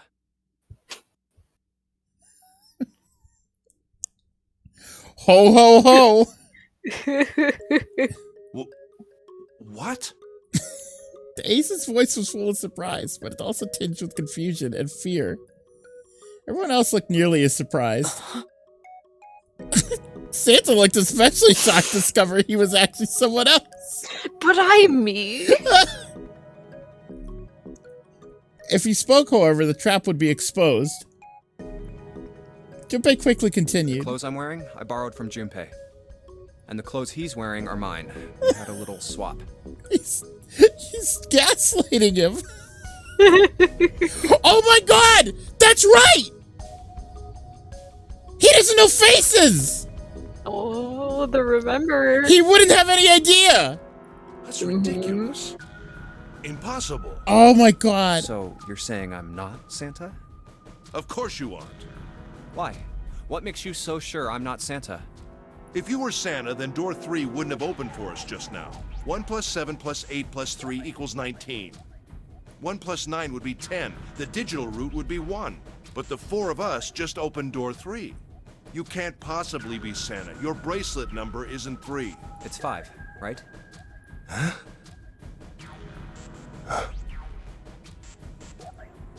Only then, when it was too late, did Ace realize his mistake. He set his jaw and glared at Junpei. You're exactly right. My bracelet number is 5. As he spoke, Junpei lifted his wrist up to show everyone the bright red 5 on his wrist. Red? Don't worry about it. Okay. I tricked you. Of course, I'm not really Santa. I'm Junpei. Who could possibly think I was? It's obvious I'm not. To think I was? Ridiculous. What's the point of that? But I guess you couldn't see just how obvious it was. I asked you before, didn't I? What makes you so sure I'm not Santa? And you answered. If you were Santa, then door 3 wouldn't have opened for us just now. Most people wouldn't say something like that. The first thing that would come to anyone else's mind wouldn't be the bracelet number. It would be the fact that your face is fucking Junpei. Be the fact that you don't fucking look like him. One sentence. You don't have his face. Yep. Ace, you have prosopagnosia. Ableism!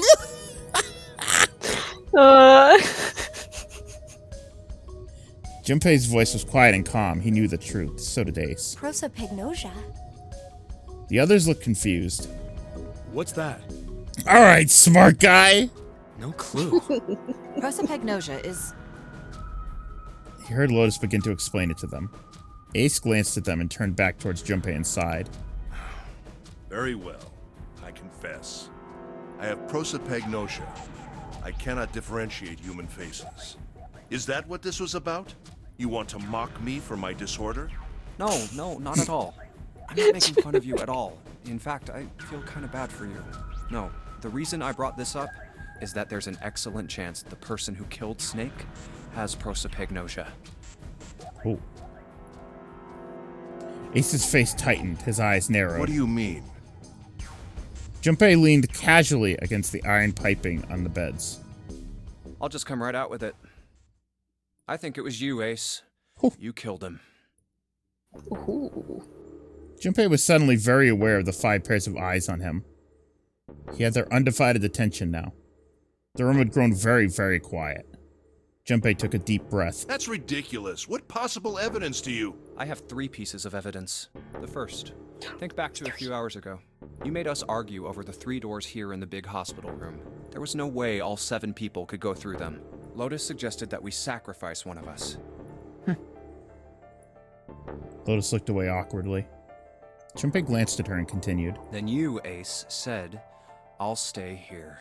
Why would you say something like that? It's pretty simple, really. You didn't want us to see the dead body in the shower room.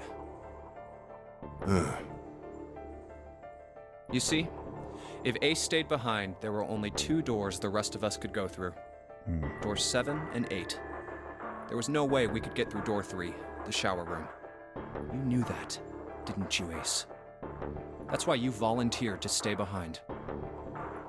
Come on now, I think that's going a bit far. I can understand if you're jealous of my bravery, but... Please don't devalue my actions. I only wanted to save the rest of you. Surely you can understand my altruism. My altruism. My altruism. Uh-huh. Altruism, huh? Junpei stared off into the darkness at something very interesting and lazily began to dig a persistent bit of wax out of his ear. You already knew, didn't you? You knew that whichever doors we took, eventually we'd end up back in the big hospital room. What on earth are you saying? Of course I didn't know that. How could I have?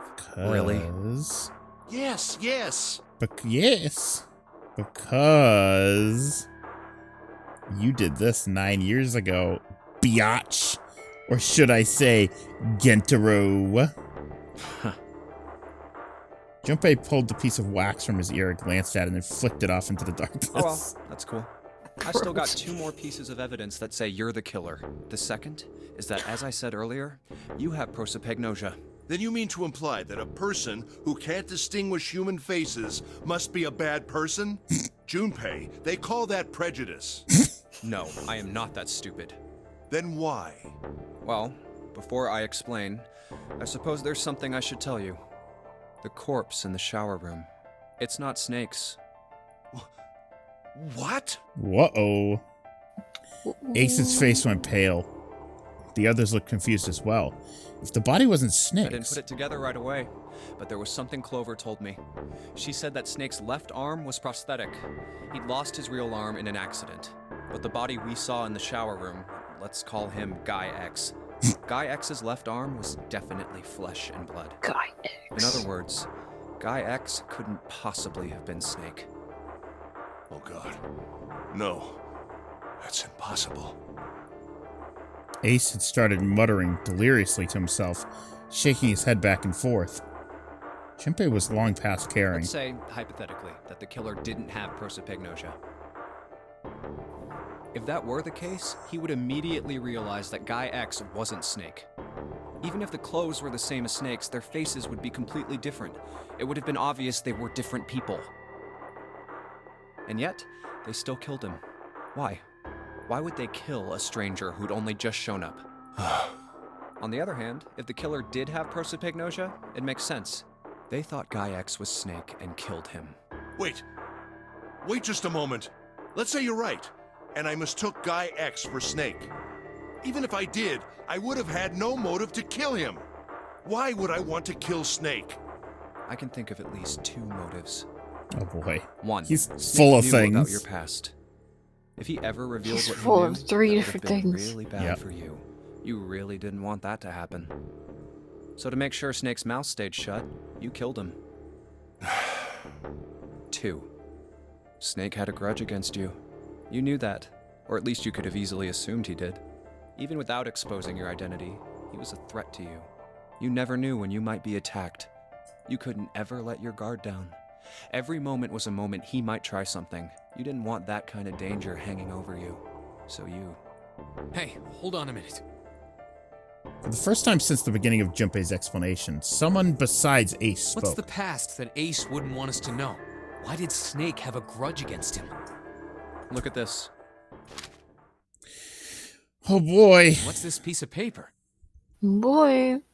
Santa squinted at the paper and began to The read. Nonary game was played once before 9 years ago. The person with the number 2 bracelet attended the game 9 years ago. It was planned by the following 4 people. Cradle Pharmaceuticals CEO Gentaro Hongo. What is this? Slowly, Santa looked up from the paper. His eyes met Junpei's. It's the message from Zero. It was in the safe in the first class cabin. Suddenly... Give me a break! Uh-oh. Ace's face was red and shaking, and his voice was full of fury tinged with desperation. That paper is a lie! Someone is trying to frame me! Why? Me. Why would they do that? You said me, right? Yeah, dude. He just came out and said me, you son of a Yep. bitch. His- You this- stupid This bitch. stupid bitch. Get fucked, Gentaro! You're going to jail! Junpei's eyes narrowed and the trap began to close. Ace inhaled sharply. His eyes flicked off Junpei to something else. Anything else. Wouldn't that mean you're admitting you're Hongo, the CEO of Cradle Pharmaceuticals? Oh, fuck! Or am I mistaken? It was as though a switch had been flipped. The color drained from Ace's face. As he realized what he'd done, his eyes went wide. Very well. I admit that much. I am certainly the CEO of Cradle Pharmaceutical, Gentaro Hongo. So what if I that am? much? I don't know anything about this Nonary game that supposedly took place 9 years ago. Sure. Everything on that scrap of paper is bullshit. Someone is trying to set me up, you see? Read him and weep, Biden. First of all, Ace stammered as he tried desperately to work himself to a more tenable position. Junpei, you're claiming I did this all by myself. Think that over, all right? How could I have killed Snake all by myself? Not Snake. It was Guy X. I don't care who it was. You said the killer put this other man into door 3, right? Yeah, maybe. Then I couldn't have possibly done that alone. I couldn't Right. have opened door 3 with only myself and Guy X. Nope. You could have.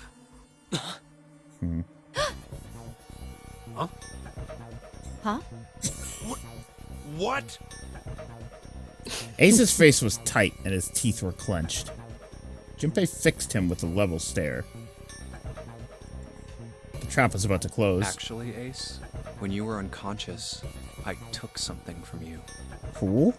Huh? What? Remember when you were injected with that anesthetic and fell asleep in the big hospital room? Yes. Yeah, back then, I took this. Junpei put his hand into his pocket. No! You couldn't have! What? Oh. Okay, he's fooling him. Junpei I smiled. got you, Ace. Your right hand there tells me all I needed to know. What? Got him. You want to tell me what you were so worried about? What's in your pocket? It's the number 9 bracelet, isn't it? Ooh! Ooh! Oh my god, yes, 1 plus 9 equals 10 plus 3. Oh my god, plus 2 equals 3. Ace, Guy X, and the 9th man's bracelet. That was all you needed to open door 3. What is he, fucking Columbo? That's how you killed Guy X all by yourself, Ace. All you needed was the number 9 bracelet in your Just chest one more pocket. thing. Ace lowered his hand from where it had stopped halfway into his pocket. He looked down at the floor, his face hidden from Junpei. All he could see was the corner of Ace's mouth, twitching like a dying fish. If you want to play innocent, that's fine by me. Go ahead, tell me. I don't have the bracelet, if that's what you want to do. But if you could take off your coat and hand it to me, I'd really appreciate it. Otherwise, we'll have to take it from you by force. Right, Seven? Take it off. It'd be my pleasure. 7 cracked his knuckles with sounds like gunfire. Oh, 7's not fucking around. Oh boy. Oh boy. Ace roared with Gone laughter. mental. He threw his arms wide and his head back and laughed, filling the room with a sound that scarcely belonged there. Bye, Nova. Bye, Nova. Then it stopped. His arms came down and his head dropped to look straight ahead at Junpei. Oh, Yeah. oh boy. The portrait's changed. His face was flat and cold, devoid of any emotion. Well done, Junpei. As you so correctly deduced, I have the number 9 bracelet. He's got the villain lighting. I retrieved it while we were searching for the missing hardware for the red. I left the room I was supposed to search and headed to the first-class cabin on B-deck. His voice showed no emotion, no sense of remorse or interest. It was almost bored, as though he were reciting an especially dull corporate letter. My purpose was to obtain the number 9 bracelet. 9 is a potent ally in the Nonary game. Adding 9 to any set of numbers won't alter the digital root. 1 plus 9 equals 10. 1 plus 0 equals 1. 2 plus 9 is 11. Yep. Yeah. As you can see, 9 is a very useful number here. With it, one can go anywhere with anyone. It is, I suppose you could say, a game changer. So I made for like that show on Dropout TV. In mere moments, I successfully acquired the number 9 bracelet. There was also an unexpected bonus. I love Sam Reich. The knife the 9th man had used. I quickly pocketed both of them and left. I made my way back to where I was expected to be. Yeah, I've heard Dropout is very, very funny, but I don't pay for their service. That's when I ran into Snake. Well, this guy X, actually. I spotted him ahead Who was Guy X? He was heading for the large hospital room and hadn't noticed me. Who was Guy X? Is there another guy on the boat? Who the fuck was it? Just Zero? The man wearing Snake's clothes arrived at door 3. It's like, oh fuck, oh fuck, oh fuck. When he stopped, I walked up behind him and called out, "Snake." He turned around. Oh. That is not Snake. Who the Said fuck is nothing. that? His mouth simply hung half open. He seemed dazed Guy X. somehow, almost like a man half asleep. Perhaps he had been drugged. It wasn't important. I tend to gloss over little things like that. I was certain that man was Snake. I knew Snake had taken part in the Nonary game 9 years ago. Being blind, it made sense that he didn't recognize me immediately upon our first meeting. But why then hadn't Snake said anything to me later? Surely he hadn't forgotten what had happened to him in the Nonary game. But not once did he attempt to confront me. Did his lack of sight prevent him from fully recognizing who I was? Or perhaps Snake had conspired with Zero to deceive me. Regardless, he was a threat, and it was better to deal with him sooner rather than later. I had to get rid of him before he took action. With quick thinking, my plan went into motion immediately. I held the number 9 bracelet over the red. I waved my own bracelet in front of the red, and then grabbed Snake's arm and shoved his hand against the scanner panel. The door opened. I threw the man through it. 9 seconds later, the door shut. 81 seconds passed.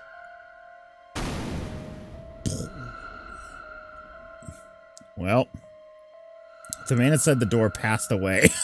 Yeah, passed away is not the phrase I'd use, but all right. He simply passed away. He just died of old age. He just did that. Natural causes. Gently like a breeze. Not he exploded into fucking jam. After that, I returned to my post as though nothing had happened. After conducting my own search, I returned to the large hospital room when the 1 a.m. bell rang. Ace's eyes were cold and his cheeks were hollow and pallid. When he spoke, only his lips and tongue moved. The rest of his face was eerily still. But what about his teeth? Junpei glared at Ace, took a deep breath, thought about the next question he had to ask. He didn't want to. He knew what the answer would be. He just didn't want to hear it. Junpei swallowed, then spoke. Ace, did you kill Clover? Yes. Oh. Well, okay. Why did you kill her? She was Snake's sister. It was possible he had told her something dangerous. Additionally, she had gone through door 1. It seemed likely she might have found it. Found what? Why don't you go through door 1 yourself? Perhaps it's hidden somewhere. Seven and Lotus interrupted. Yeah, but Lotus and I went through door 1 too. We didn't see anything suspicious. Yes. I thought as much after I heard your report at the central stairs. I doubt the two of you could find it. Hmm? Damn. But Too perhaps stupid. Clover was different. Perhaps she had found it. I was therefore desperate to find her. And at last I did, in the first-class cabin. I spoke very calmly. Did you see it? See what? Bye. Cock and balls. No. You were in the cap hatch. I like how I waited, and then Knox was like, no. Uh-huh. What are you talking about? Knox knew what I was going to say. Very well. What? Hi, Doodles. Hi, Doodles. By the way, what are you doing here, Clover? Shit. Sorry. I got something on the floor here. There we go. What? Nothing. There's blood on your shoes. It looks fresh. Blub. Uh-oh. Did you go take a look at the 9th man's corpse? I see. Your silence suggests that you noticed. You saw something, didn't you? You saw that his bracelet was gone. Way to out yourself. She's like, no. What? I know, right? Like, what is Oh, well, I'll have to kill you now. No! like, dude. Clover ran. She made for the exit, but Ace stood in her way. You aren't going anywhere. Caught her by the collar as she passed and threw her to the floor hard. You're staying here. No! She leapt back up and darted past him into the hallway. Ace followed at a run. Don't you run, little girl. Dude. He was faster.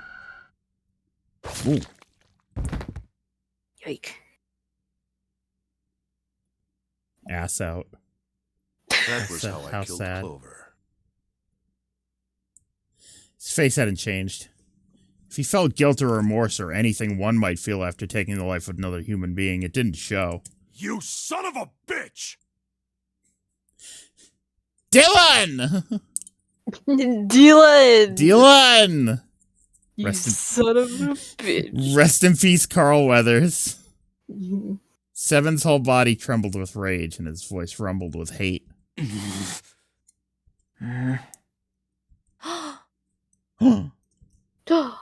Santa's eyes were bloodthirsty, and Lotus and June's faces were distorted by anger and hatred. Ace looked at them and smiled. It was a cold, cruel thing with no humor in it. He shook his head and sighed. I admit it. I've lost. I have lost. Completely and utterly. Don't misunderstand, Junpei. I didn't lose to you. Yes, you did. You kind of did. Yes, you did. You absolutely did. I lost to Zero, not you. Is Ace zero? No. No. I'm rather disgusted with myself for falling into such a simple trap. But he I did look kill. a fool. This is not even the last ending. This is like the second to last ending. And it was a trap. Make no mistake. I was trapped and manipulated by Zero. The man I killed in the shower room, if he wasn't Snake, then I have no idea who he was. He is the CEO of pharmaceuticals. But he was wearing All Snake's of them. clothes, and that was no coincidence. He had also been injected with something that reduced his cognition, and prevented him from identifying himself or resisting me. That's true. And we can't forget the components that were removed from the red before we arrived. I'm owned, but not by you. I'm not No owned. doubt that Zero planned all of this. Zero made sure I would kill that man. It follows, of course, that Zero knew everything I would do. That I would try to take the number 9 bracelet. That I would try to kill Snake. Everything. Suddenly, Junpei remembered the paper he'd found in the safe. He remembered the last word Zero had written on it. Well, another 3.5-hour fucking stream with Nox. I do like have a point where you can pause in the middle of this if you don't think you can go for very long. We should do that. Okay, it's still in like a bit, but yeah, I will let you know. I must punish them for the innocent lives they sacrificed. This is the only warning they will receive. That innocent souls might be saved, I now state the truth. Zero. He remembered other words he'd heard from Clover. I think Zero is one of us. Huh? One by one, Junpei looked at the 5 people standing in front of him. Ace. Santa. June. 7. Lotus. Zero is one of us? No. Wait. There's one more person. Snake. The man who died in the shower room isn't Snake. That means he's almost certainly still alive. Maybe Snake is Zero. But yeah, that's the thing, right? Is that he he killed the fake Snake, but still Snake hasn't been here for hours. Where the fuck is he? Yeah. He made Guy X wear his clothes so that we'd all think he was dead. Where's Snake now? What if he's off somewhere laughing at us? If he is Zero, he must have been lying to us about everything else. Is he watching us? Yeah, with his very blind eye. Come on, Junpei. Well, I believe I've finished with my confession. Why don't we get moving? Sounded as if he'd just finished doing nothing more than exciting than describing the weather. For Santa, it was the last straw. What the hell is this shit? You aren't going anywhere, you son of a bitch! We're gonna leave your ass here to rot! Why? Because I killed Clover? That's ridiculous. Why? Because I killed Clover? That's ridiculous. Why? Because I killed the one Why are you that's so upset that I killed the little bitch? Damn. Whoa. She was nothing to you. A stranger you only met a few hours ago. I think wrong? you know where Snake is. That's true. He's in the jungle. Shogohood. You bastard! No, I think he's in that coffin. 7 roared and lifted a fist that would likely have shattered Ace's jaw. I think he's in that coffin. Someone else was faster. Oh! It was Lotus. She stepped towards Ace, raised a fist of her own. Oh my god! Yo! Straight into his nose. Blindsiding me with a punch, huh? You've got some fire, don't you? I confess, I rather like a tough woman. Jesus Christ. He sniffed and wiped a small trickle of blood from his nose with a raised eyebrow. Well, maybe you'd like another one then. Before that, let me give you No, one give of it to my him. own. Huh? Give it to him, Lotus! Lotus scarcely had time to blink. Ace snaked his arms around her and pulled Lotus back against him. He did what? In the same motion, he reached into his coat pocket and pulled out that gold gun. Jesus Christ. Oh, the gun. The revolver. Man, that gun. It's getting a lot of use. Behold, all of the female characters have been held hostage, yeah. No. Yay. Oh. Ninth man Clover. grabbed Clover, right. Yep, Fuck. at the beginning. Yep. Almost lazily, Yay, we he love tilted it women to point hostages. at Lotus's head. If any of you so much as blink, I won't hesitate to pull this trigger. I've already killed 3 people. Don't think I'm not ready to make it 4. 3 people? 3? What do you mean? Very well. Let me take this Oh, opportunity. he probably killed the captain too, right? The person who killed the 9th man was me. Oh. What? What? Although I suppose to be more accurate, I encouraged him to get him. Oh, this was all his plan, huh? Wow. Wow. While we were examining the main staircase, he came to me and told me his name. I recognized it at once, so I gave him a little push. Just a little white lie. It seems the settings for the dead were altered. Now it only requires a single person to deactivate the detonator in the bracelet. Investigate what's beyond door 5. We'll meet again later. And with that... Okay. Have a good one, guys. Bye, Cam Clark. I'm going off ahead now. Well then. Why is it stopping? God damn it! You lied! Right. Open the door, please! Open the door. Help me! Please get me out of here! Get me out of here! Oh my god, oh my god! There's no time left! Listen! I was lied to! He lied to me! He put me in here! Man, Cam Clark put his whole pussy into this. He was only here for a minute, so... I know. Why didn't he say his name? Or descriptions of who it was? Well, to make you think it was Zero or something. Yeah, but he wasn't... He's dying. I mean, I get it from a game standpoint. Yeah. Dead. I had 4 reasons for killing him. Oh, Christ. As I said before, in the Nonary game, the number 9 bracelet is of utmost importance. If I had allowed him to keep such a useful tool, he, or it, would have become a threat to me. As such, I decided that he should be eliminated early on. I wanted the number 9 bracelet. If I could manage to obtain it, I would be able to manipulate the game as I saw fit. I would be unable to acquire the bracelet unless its owner was dead. Carrick, I mean, the big guy with the jacket! And the graying hair, and the blue belt, and the black turtleneck! That's the second reason. Even setting aside his number, he would have been nothing but trouble for me. He was aware of my past. He knew what happened here 9 years ago. It was important that I eliminate him before he was able to disseminate this information.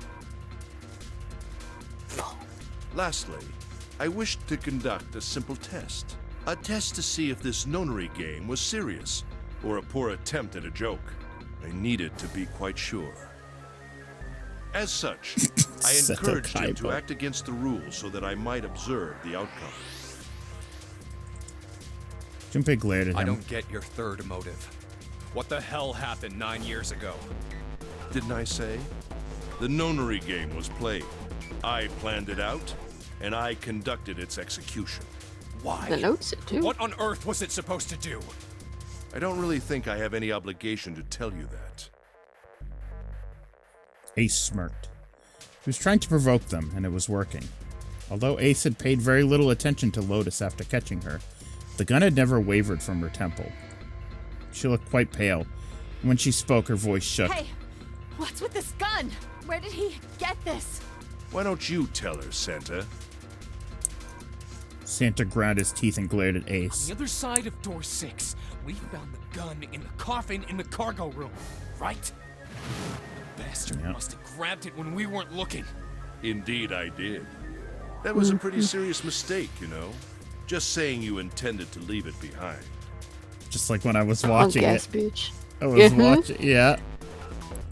Ace laughed, a short, derisive snort. Everyone's snorting up in here. He gave Junpei a sickeningly pitying look. Well, there isn't much time left. I'll be off then. Well, where are you going? Do I really need Cutting your to nails? explain? What's happening? I had assumed it would be obvious. What? Oh, sorry, no, I'm fooling around with a plastic spoon. Sorry, I wasn't sure. Oh, I'm like, what's that guy cracking? I mean, yeah, the Discord doesn't have sound suppression on, so sorry. I have the number 9 bracelet, and now I have Lotus. 9 plus 8 plus 1 equals 18. 1 plus 8 equals 9. Wasn't there a door with a 9 on it in the room that looked like a church? That's where you're going, isn't it? Yes. How do you know that? Santa told me about it while Bro. we were looking for Clover. I see.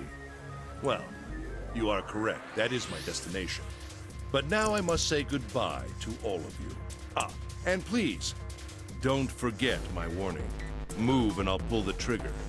I don't need her alive to open the door, you know. As he spoke, Ace began backing towards the door, practically dragging Lotus behind him. Shit! He's getting away! But we can't risk it. Junpei, Santa, June, and Seven stood frozen. Ace had the face of a man gone mad. They had no doubt he would pull the trigger. Ace had reached the exit. Now, Lotus, open the door for me if you would. He forced Lotus to open it, then turned and addressed them once more. Goodbye. Fucking asshole. Then he stepped through the door. Ace had the face of a hardware store. Ace is a place of... Oh. Yeah. Fell shut. In the blink of an eye, they were gone. As soon as Ace and Lotus were gone, Junpei and the others leapt for the door in pursuit of Ace. But as Junpei laid his hand on the doorknob... God damn it, June. boy. God damn it, June. He looked over his shoulder. June was kneeling on the floor, breathing heavily. Hey, What's June, wrong what with this happened? girl? Are you all right? She's sickly. Santa ran to June and wrapped his arm around her before she could collapse all the way. Jesus, you're burning up. Your fever's back. Are you okay? June's fever had returned, again for no apparent reason. She's working with Ace. Her eyes were watery and her eyelids drooped. Her breath came in dry, shallow gasps. I'm okay. Really, I'm fine. You should be worrying about Lotus. Girl, just take a nap. I want to take a nap. She was breathing hard now, and she Soon, could barely soon, I summon the promise. strength to walk, to talk. Junpei was torn. He couldn't leave June alone in the state she was in. But every moment they waited, Ace was farther away, Lotus's life in his hands. What was Junpei supposed to do? Why are June and Junpei here? What do you mean?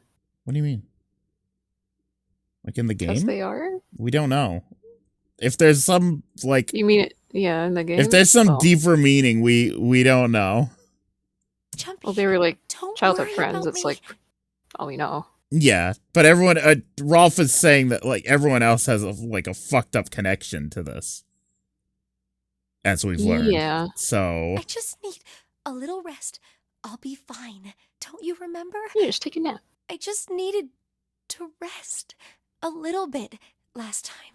So please, please save Lotus. Think about what Ace has already done, Junpei. When he's got what he needs from Lotus, you really think he's just gonna let her walk away? Damn it. You guys go on ahead. Soon as June starts feeling better, we'll follow you. Go! Santa and June are working together. She nodded once. She couldn't manage much more. But it was all the confirmation Junpei needed. His resolve was set. All right. Come on, Seven. We're going after Ace. Hell yeah! Santa? Hell yeah! Hell yeah. I'm trusting you. Got it. Santa nodded. Junpei turned before he had a chance to change his mind and started running towards the door. He could hear Seven's heavy footsteps behind him. Let's go. Well, now I'm wondering if Ace is the one who killed everyone in the other route. But he doesn't have a knife. Who the fuck has a knife? Doesn't he? Huh? Are you sure? I mean, wouldn't he just have used the knife instead of the gun? Whatever. Junpei and Seven exploded into the hallway, their feet pounding the metal floor as they ran.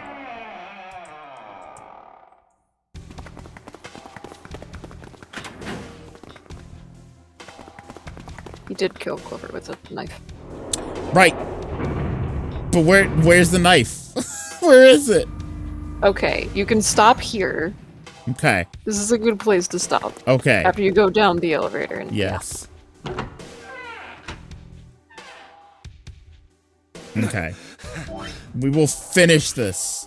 Yes. We'll continue from here next time, and then we'll see. We're probably gonna finish. We're probably gonna finish. Yes. Yes. We're so close, but I need to take a nap before the Cassie stream. Yes. Okay. Go take your nappy. Oh, yeah. We have 1.5 more endings. I'm so excited. Oh boy. Alright. I'll see you in a bit, Nox. Yes. Alright, bye. Nighty. Okay. We'll be back in probably a couple hours. You know, Cassie usually comes in late, but yeah. We'll see you then. I'm gonna take a little nap so I have more energy. Okay. But, you know, if you're not back later, that's okay. I hope you guys had a good time. Alright. Bye.